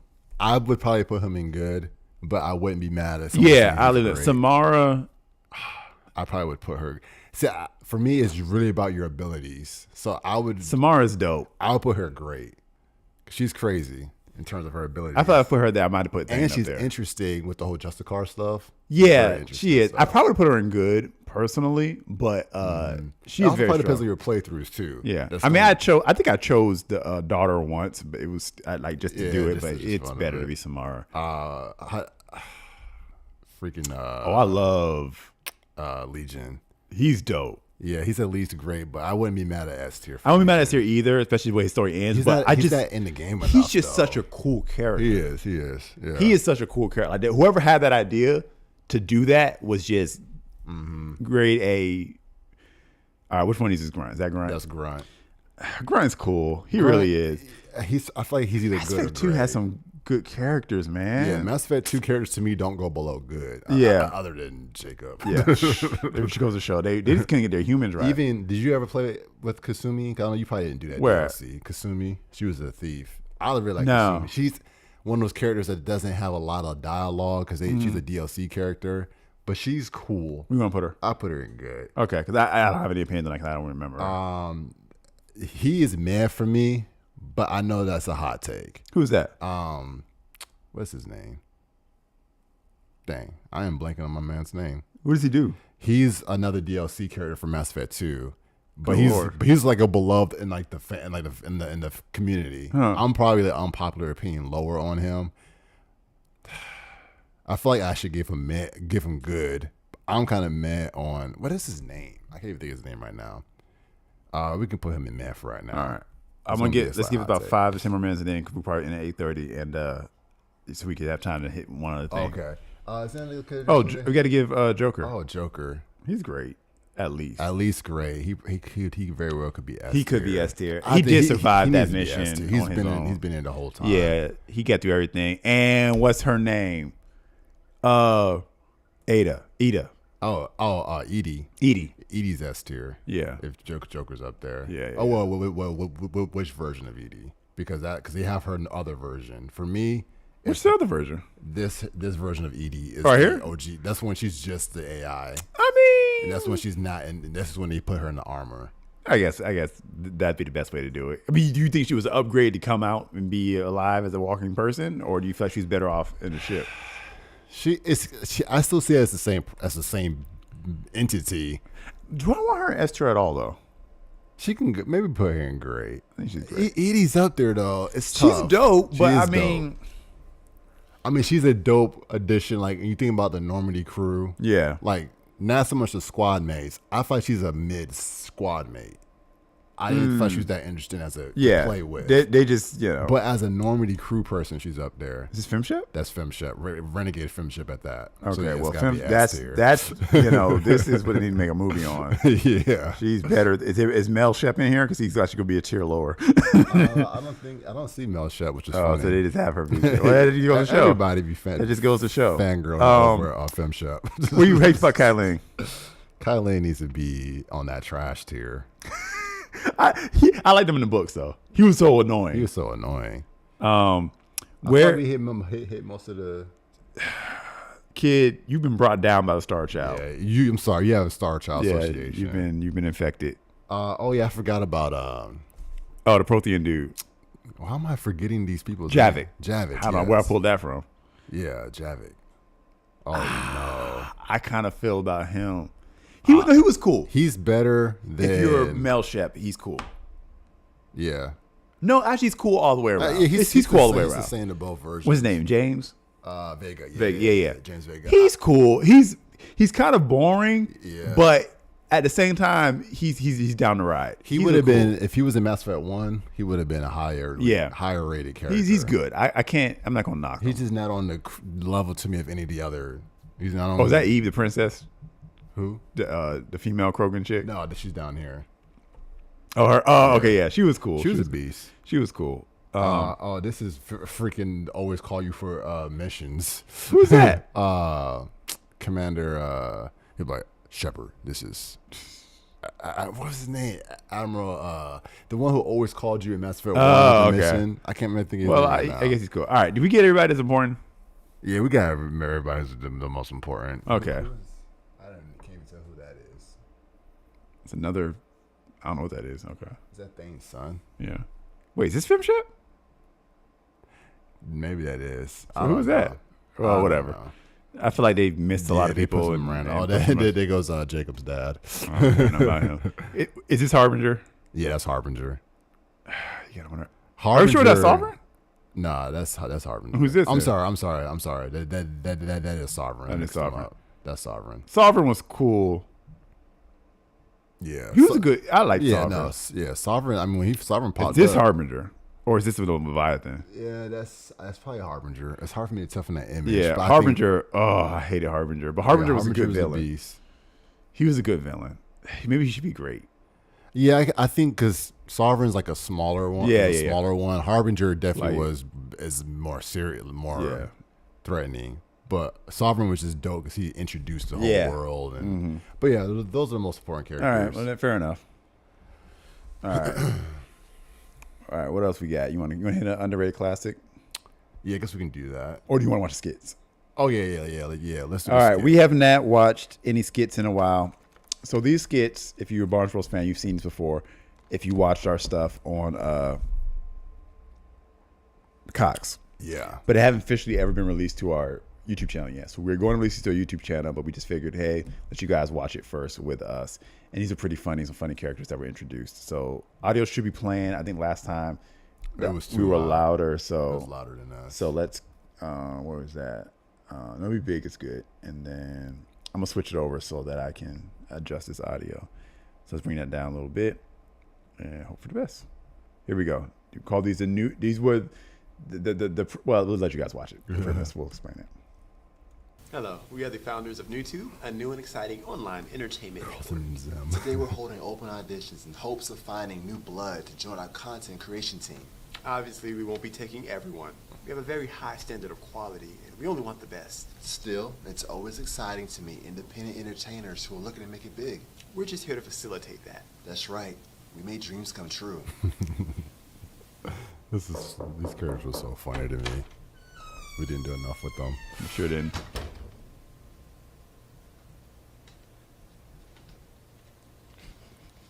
I like that shotgun, almost like a security camera. You should have put some Hi, text on it. hi, I'm Barry. Pleasure to meet you, Barry. I'm so nervous. Am I smiling too much? I'm sorry. Am I smiling too much? A little, yes. So tell us about yourself. Well, I'm a comedian, inspired comedian, and I just want to make the world laugh. I feel that if everyone could laugh, if the world could laugh, there'd be a lot less, hatred and things like that toward each other. So I just want to make I the world definitely shot this wrong. Okay, dial it back. So, What's your following like? Well, I have a few hundred followers on Facebook, and a decent crowd when I'm performing locally. So, And what kind of crowd do you draw? say it's pretty diverse. Yeah, I was excited. I mean, I've been doing this for a long time, so I figure like now's my chance, you know? But hey, who knows? So let's talk about your jokes. Do they appeal to a certain, Oh, yeah. well, I don't know, a certain group of people, so to speak? Well, they're kind of accessible to all nationalities, if that's what you're asking. See, we were actually hoping to appeal to a more, how should I say it, more ethnic crowd. What? Can you tailor your jokes to a more Afrocentric, African-American type group of people? You want me to tell black jokes? Yes, that's it exactly. I'm glad we're on the same page. Nothing fancy. Jokes about growing up black, who's invited to the cookout, white folks be like. You know, the standard stuff. That's not really my style. There is a large minority viewership on the internet. We just want to exploit them. That's all. That's the NFL. I don't know what I was expecting. I wasn't expecting that. So we'll talk. Yes, it's so jerkish. No, we don't think he's new to material. Maybe next year. Oh my lord. Child Trust Speak Public Library. Let's Yeah. use their spot for that. My name's Cara. I'm a professional MUA, stands for makeup artist. I do smoky eye tutorials and hauls mostly, and I have 300 subscribers, so I'm good. 100 subscribers. She actually really did nail that. Yeah, how she did. did So her what's up? acting on that. Where we part. You guys find want her? to collab? Oh, Excuse us. well, I met her I mean, through. what's up with I this think it was YouTube thing? auditions for Is it one of like the YouTube? Spider-Man things we did. YouTube is She's old friends with news. Leah, too. YouTube is new news. YouTube is new. Then let's do it. When do I start? She's very confident. We look for a certain amount of self-assuredness in our contributors. Just not too much. I mean, you can't just go around thinking that you're so good that you'll actually be successful. Yeah. So I want to do a marketing blitz, like Facebook, Twitter, everything. Do you ever go out plain face without makeup? No, I never leave the house without my face on. Good, good. Glad to hear it. No one wants to see that. I know, right? She just might be a good fit. So I get paid now, or Say what now? like when do you cut the check? Is it a monthly thing or just like 10,000 off the bat? I think you might be misinformed about a few things. How so? Like the part about you getting paid. It won't be monthly. It'll be never. This is an experience opportunity for you. We keep all the advertising profits. So what am I getting out of it? Experience. Was that not clear? I felt like you were clear. I feel like I was The clear. timing is actually crazy. Yeah. I think about it because we weren't cutting. Yeah. Like I was People are between just people, but- unprofessional these days. I mean, you contribute some content and you expect to get paid? like real money? What is this world coming to? I tell you, people are just. You know, entitlement. That's what it is. I think what's hilarious, what I like about this one is the scripting on this, the diversity of the other characters. yeah. They all do great actors too, for one Yeah, thing. But like just the yeah. way he wrote those characters, like, everybody was different. How they played Yeah. off of the new characters we created here. So that was fun. The thing that I like too is you had all these different types of styles, and like everyone had like a different most of it was like the ridiculousness of us compared to people being normal, but then having like Kara, like the character Kara coming up, she was just as ridiculous as we were. Yeah, exactly. But we didn't back off. It wasn't like, oh, we're gonna get along because we're so ridiculous together. Yeah. It was like It's what- still- yeah. I just like we just took it even to another level. So That's I thought funny. that was funny. And then we threw Josh in here to promote the Oh, Spider-Man yeah, that was fan it. film. Yeah, Hey guys. Josh is a funny person. Hi, to talk I'm to, Josh too. Williams, the director of the upcoming fan-made web series for Ultimate Spider-Man. We already did a trailer that has over 300,000 views and that won an award, and I'm hoping that YouTube will pick us up for distribution. So, fan production. Yeah, I think this project is really exciting. I've got some really good talent attached to it, and I just want to make sure that I can. Let me stop you right there. No. Excuse me? There is no money in fan productions. Honestly, I feel like it's copyright infringement and they need to stop being made. Well, I think there's a market for it. Hush your face, hush your face, hush your face. Make a real film. Well, that was rude. Fan films are the worst. Absolutely. Just a bunch of geeks getting together trying to make it off of their horrible fan fiction. Completely devoid of creativity. 300,000 views? I bet you he bought most of those views. Definitely. Like, we'll say, was that scripted or we just? No, we spitballed scripted it? that. No, we but, scripted that. But still, though, like I feel like we had got a lot better at Oh yeah, quickly yeah. rolling with it. I think what's funny is us being able to.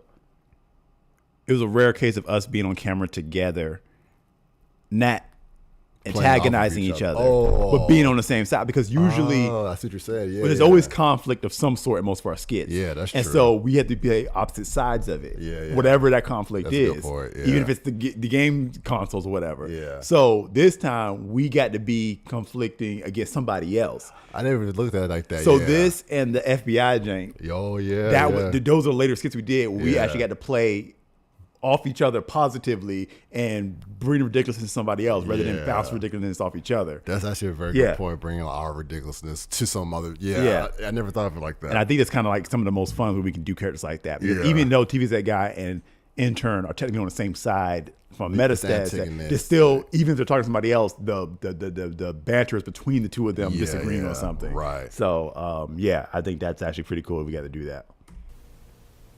This one was funny. I know. Lifestylists are everything. I know. Shout out to People need Casey be on this told one. how to live Intro. their They crushed it. lives, what to eat, what to wear, what type of napkins to use. Lifestyle vloggers do that. I love the fact that we did that. Yeah, like, that was no, so no. beautiful. Oh my god. So, what do you guys do? A little of This everything. is such a throwback. Hi, we're Luana and at Trey, Daryl, my a goodness. lifestyle video blog couple. I'm a photographer, and he's a free runner. We like inviting people into our lives. We love what we do. And we're excited. Yeah, we made it into the big leagues. We hope it goes well, but no matter what, we're in it together, right? We sure are. They just played it so well. They did. So free running, you do tricks. Yeah, I actually freelance as a And stuntman. Trey played it so straight. Yes, Have it you was seen perfect. that video What we where wanted. the astronaut jumps from the atmosphere down to Earth? Yeah? Have you ever considered doing the same thing? Yeah, just instead of a rope being there to catch you, there's actually no rope and you're just falling into a moving shuttle. What? It's no problem. You just have to stick the landing. It's not even possible. Oh, I'm sorry. I just thought you were interested in changing the world with your vlogs. That's what you told us when you came in here. I never said that. So, first impression, facial these expressions. guys are a little... Eccentric, but all artists are. Even the camera and was it's a they did medium it. work, so you have to push the boundaries a little. By the way, we love your photos. Yeah, stellar. Just stellar. Thank you. No changes there. Maybe just in your personal life, you can make a few adjustments. Adjustments? What do you mean? Nothing major. Just maybe in the romantic sphere, you could shake a few things up. You mean Daryl? We're a couple. That's the problem. You both seem like very nice people, but I'm just not getting the visual click I need. You follow a lot of blogger couples on YouTube? Notice any trends? The really popular ones are mixed race. What? If Daryl were maybe white or Asian or at least British, maybe we could make this work. You want me to dump Daryl? Well, I mean, you could keep him, but maybe just hire someone else for the vlogs.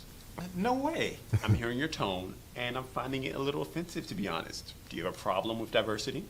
No, What do you think? This is ridiculous. Luana, I don't know. I don't Played it so It's a well. really huge opportunity. Oh, that is you kidding me? Face up. We're just doing our part to make the world a more diverse place by any means necessary. Any means necessary. I don't know. Okay, Yeah. it's probably a little late now, but I need to just bring this down a little bit. Okay, so Casey killed that. yeah, she did. So I'm gonna say Casey acted in multiple things. The most popular one is Google, but I have to say that was some of her best acting. Yeah, no, Right she- there. Yeah, no, she crushed that. I need to look at the Real Reality Jank again just to confirm. Oh yeah, Real Reality was good too, though. However, that to me right there was her best acting Yeah. right there. She went in, and what's hilarious is, you know who she reminded me? You and I can remember this.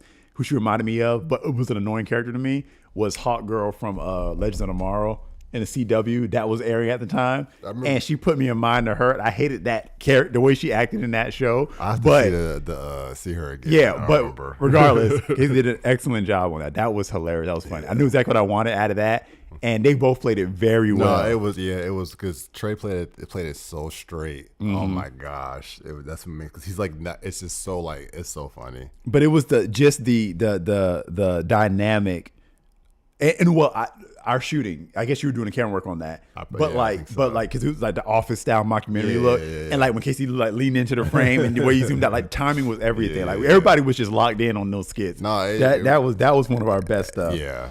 Let's look at this stuff. Casey talking about Luann and Daryl. Michaela said mixed people. Oh, that's if you were around, you could have been in this sketch.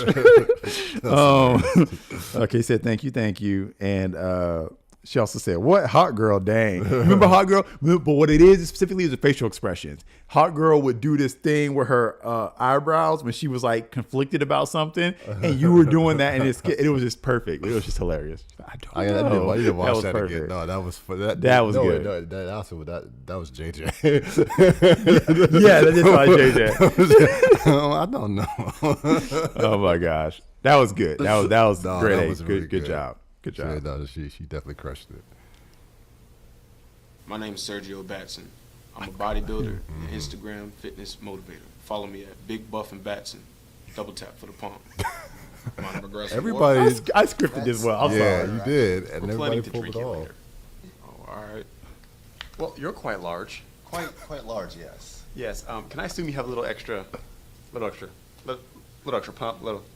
extra juice? You asking if I take steroids? No, never. All natural. Proud of it. Really? You sure? Come on. Come on. Come on. Come on. Come on. Come on. Come Come on. Come on. Come on. Come on. Come on. Come on. Come on. Come on. Come on. So you have a nice Instagram here, a nice little gallery of photos. So tell me, do you Photoshop? No, never. You should start. We want you to present something admirable, but also unattainable. You want your followers to strive for it, but never actually be able to get there. Why would you do that to people? More money. You have to understand, you can't look at the consumers as people, but rather numbers on a screen. The less you look at them as actual human beings, the more money you can make, really.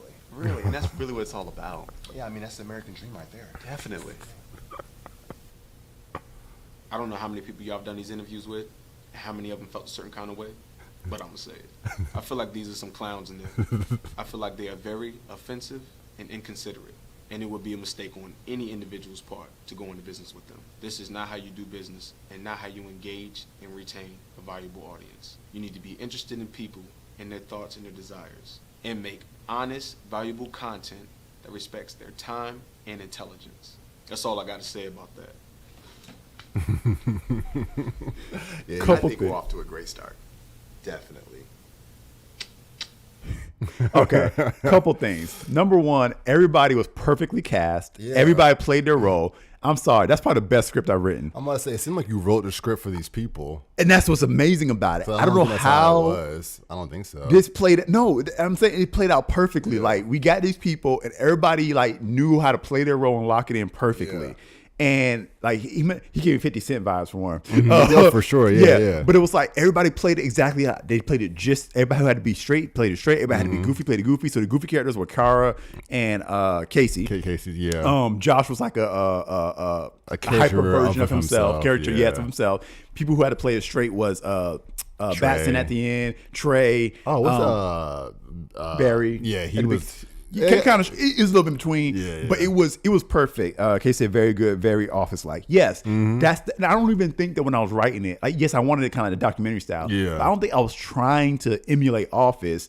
We just knew what we wanted. Like that was one of the best skits we ever done. I feel like. Looking back at it, looking at that makes me want to shoot a show and that's like that again. yes, that would be because that's this funny thing is mockumentary style is still a thing. Yeah, it still People is. still doing that. So I'd be thinking about that sometimes having a show We setting like that. would kill a mockumentary 100%. because just watching that and our style of comedy and it's kind of the quick hits.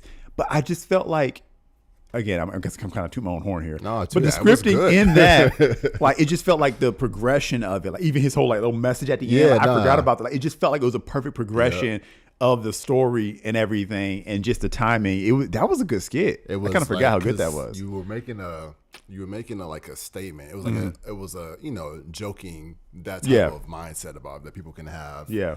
Exploiting people or whatever stuff like that. But then you also like countered it to what like the positive part of messaging would be. All right. With a character in there. We got 10 minutes. Oh, you Lord. want to do DeMarcus, or you want to do you want to do Real Reality, or you want to do the crowdfunding skit, the Trials of a Creative skit?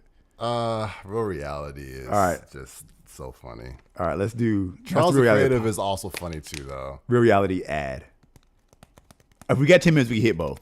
Okay. All right, let's do real reality ad. We won't mess with the lawsuit one. All right. Okay. Let me know if I need to make it louder. I think we're good. We started from scratch. We knew what we wanted, but we didn't know how to get there. We felt like no one did. We knew we wanted to do something groundbreaking with virtual reality. So we looked at Oculus and Real quick. Probably the best we've done with wardrobe.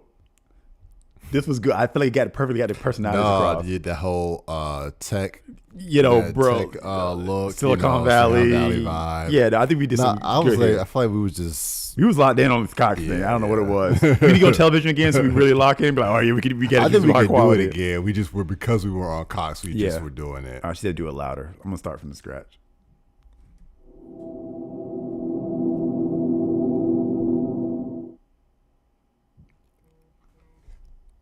we started from scratch. We knew what we wanted, Let me know if but it's we loud didn't enough. know how to get there. We felt like no one did. We knew we wanted to do something groundbreaking with virtual reality. So we looked at Oculus and Vive and PlayStation VR. And they were all really good. Like really, really good. So good. Like, wow. How do you compete with that? Once again, we didn't know. And that's where it came from. This sense of having no idea what to do. This is when I finally learned how to like. When your mind is that empty of creativity, that's when something unique comes along. This is some good acting here. I was just This drawing is a line. killing it. This I is her didn't even know era what I right was here. underlining.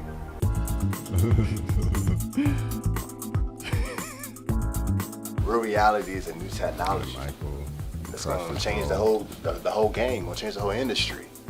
Hey, I don't know. I'm just saying, it might change the world too. These are my most You know what? ridiculous Take the light out. characters. It's gonna change the world too. Unlike the virtual reality headsets from my competitors, real reality glasses strips away all of the fluff. No cords, no bulkiness, no discomfort, no electricity, no virtual environments. It's just a very sleek and simple design. They're just glasses. You put them on and you see everything you saw before, but with a lovely green hue that gives you that virtual reality feel, but without the virtual reality. They're literally just glasses. We're gonna make a lot of money off of this. It's like you were a mix of a Put it in rapper the hands of focus and groups, and the results CEO. were Yeah. stunning. We found in beta testing that users gained approximately 3 times as much enjoyment Michael. performing the Did same do that. menial Going for tasks that. they always did, just with the glasses. The technology speaks for itself. Except it doesn't speak. It doesn't do anything. At all. How much money? So much money. Too much money, you can't even spend your money. We spent a lot of time perfecting the device, making sure it fit our high standard of quality. There were a lot of hard decisions to make, like what color it should be. We chose green. That was all me, baby. We wanted to use the very best materials that optimize the viewer experience. Plastic. It's an incredibly original design. Saw them at Target. We wanted to make the pricing competitive. At $395, we're launching cheaper than just about all of our competitors. But the profit margin is like 99%, so 2 words for you. Private island. Real reality is the future. It's our generation's next big thing. It's our internet. It's our iPod. It has everything you could possibly need in a virtual reality headset, except for the virtual reality. it's really what you make of it. I love this line. Because we didn't make anything.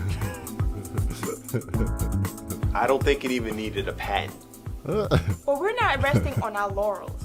No, even with this launch, we're looking ahead to the future. Can you say real reality too? We're always innovating here at Tech Trolls, pushing the boundaries, shaking things up in a big way. I can't wait to see what we come up with next. If you have any ideas, feel free to email me. Please. How does the future look for Tetros? My dude, It's lit. Oh my goodness. It was good. Ridiculousness. Yeah, we did our best skits there in my that season Lord. of life. So the thing that's crazy, cause we probably have to extend it, but my lines weren't scripted. I don't assume. There was a script. Those were possibly but scripted. There was some but- stuff I started just doing like random. Well, if you do look at the extended version, that's when you started just going. Remember in. we had that the blooper. credits at the end. The blooper, Okay, yeah. I was like, I don't even know what was happening. Oh, that's right. This monologue was that's what it There we was. go. Talking about just adding something to already moving machine. We talking about changing the whole game. They ain't no we gonna just carve out a part of this industry for ourselves. I want to come in and remake the industry. It's kind of like, you coming in. It's kind of like Tetris. Let the blocks coming down. But I'm not like one of the pieces. Tetros, nah. See what Tetros is you ever play Tetris though? This is about to be a new deep thing. It's about to blow your mind though. I was thinking about this when I was out. I was in the sauna. I was in the saunas in Africa. I got this knowledge I'm about to drop on y'all though. When I was in Africa on a retreat, just try to get into my spiritual place, into my element. I had this thought though, and I was like, hey, what Tetros is going to be something like Tetris. I'm not talking about being like a little piece or a little block. You know how like when you put all the pieces together and like the board clears out? That's Tetros. Tetros is not one of those pieces. What we do is we take all the pieces that's already out there and we move them out the way. You get it? So all the pieces came together, but we're not adding on to it. We're clearing out the competition. Real reality is a whole new thing. It's not even about reality. I'm real, you real. These lights, this camera here is real. Everybody else in this room are real. All I want to do is get you to focus on that. And that's what real reality is all about. It's about real reality. See, I'm offering you something no one else can offer. They gotta do this fake stuff, this virtual stuff. You know what I mean? You gotta do all this virtual type of ways to try and bring it in. I'm just showing you the real thing. And hey, I'm making money off of that. I mean, that's just helping, capitalism in the economic climate, That's all that's helping. People get mad and want to hate, but haters gonna hate. Haters gonna hate, when you're making that cake, and you gotta bring it home. Gosh darn it! Oh my Lord!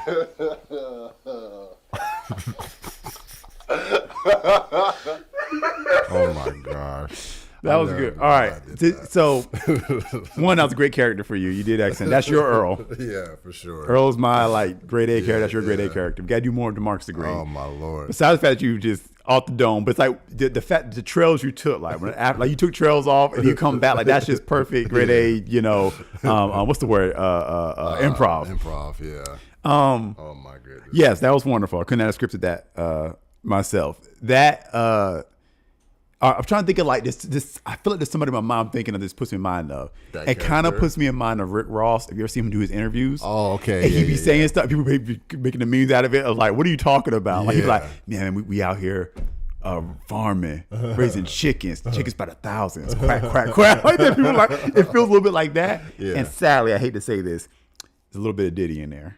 Oh, I feel like man. in the character in the way like he's talking stuff, it's a little bit of Diddy. I hate to say the that. funny thing was the character I had in my mind for me always was Kanye. Hilarious. Casey just said Denzel on that Kanye quest. Yeah, no, that was literally like my Really inspiration for him. interesting. Was Kanye. It was Kanye. That's funny. And I felt like it was somebody else too, but Kanye was actually like what I was going In your for head? my That's head funny. when I was playing that character. That's hilarious. So I had to see what Kanye was doing in that era. Kanye has had multiple eras. Yeah, he's had multiple eras, multiple reinventions. So whatever. Well, you probably just go off like 2008 Kanye, Probably. honestly. But That's kind of what that was. And it was That's like funny. a tech person. 'Cause I remember thinking like, cause we were going to make it like a tech person. I don't think we had decided originally that's how he was going to be. No, I don't think so. I think I remember being like, oh, it'd be interesting to play him like more like he's like a rapper, tech guru person. Yeah. But then like he's like Kanye. Yeah. That was kind of. I don't know like how we came up with that. Like, 'cause I don't think I designed him that way. No, I don't think you did. That may have been something that we came up with when we were about to start doing it. I Yeah, don't remember. because my and Casey's characters were like standard tech company, whatever people. Like, I'm the guy that's like hapless, like, why am I here? Yeah, and she's like, you know, like just- clearly sold out, but your personality was just so different. We It was could have perfect. just been like the black white versions of how you would expect that character to be. Exactly. Which is what we have done before, and it works. But I for some reason I just had the idea to do that whole spin on it, and then the whole Jack company get up. It's very like it's a mix. It's an urban mix of consumerism, and then it's just, I don't know. It was it's interesting hilarious. character. So we could do a documentary that takes place in tech trolls. And Earl could be a recurring character. He's an actor, so they bring him in every now and then. Yeah. We could make a mockumentary show. Maybe we should make a pilot, just That for would be fun. Yeah, Get some A Tech actors Trolls in pilot, a Tech Trolls pilot, and because everything can just revolve around that. Because you could do so much with that. Like, we had an office building that we could rent or something like that. But it's like all of the other stuff could pull in as a result of that. Like the YouTube guys could be like so many recurring characters, but Tech Trolls would just be the center of everything that happens. It's so much tech stuff is happening, AI and all that. Like, there's so much we could do. No, I like it. I just made me think about what's the company called in Severance? Lumen. So like this universe, People would think that we were kind of like playing with off of that, even though we made this first. But Severance, which would be fine with me. Yeah, but I kind of want to do that. Comedic than that is. But Yeah, it'd be fun, like a whole like what is going on in this company, like this weird stuff. we should shoot a pilot.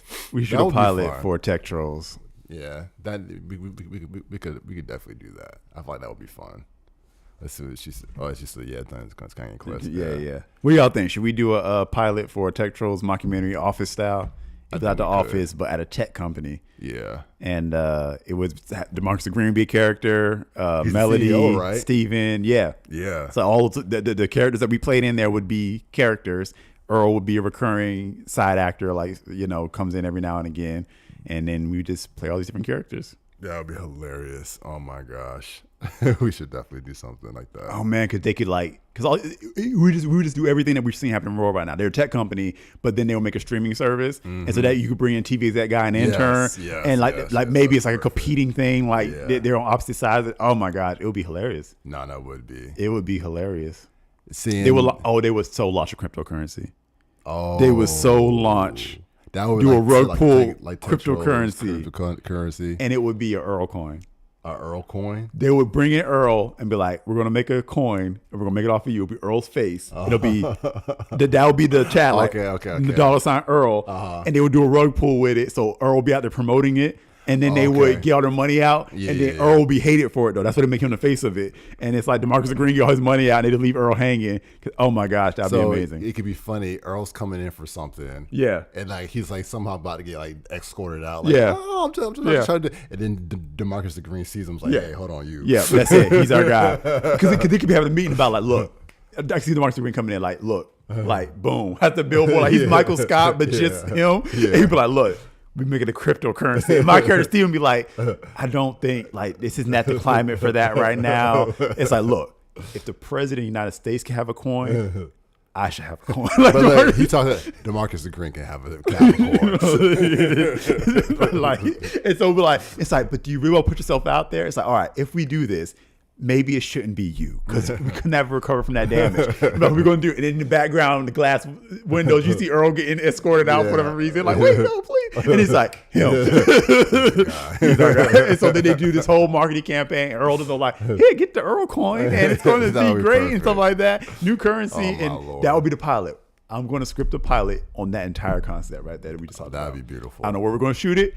And we might need additional actors, but I'm going to. Sure. Yeah. She said, "Shh, get off the air of y'all ideas." These are our patented characters. We just go back to 2013. We're good. I'm going to script that pilot, and we're going to find some time to shoot it. And if nothing happens with it, it will exist. Nah, that would be a good one, though. I like that. Yeah, we could do that. That would be hilarious. That would be. Casey, you got to act again, so you got to play Melody Benson again. So I love it. All right, that was fun. I'm glad we did that. I guess we've hit our time here. Yep. So thank you everybody for watching. We appreciate you tuning in today. Got some new shows coming into work apparently. Apparently. Out of this. This will be fun. This will be fun. Oh my gosh. Yeah. I'm just thinking right now. Sorry guys. All right. We'll see you guys. It's a nice time. Next time. Peace. Peace.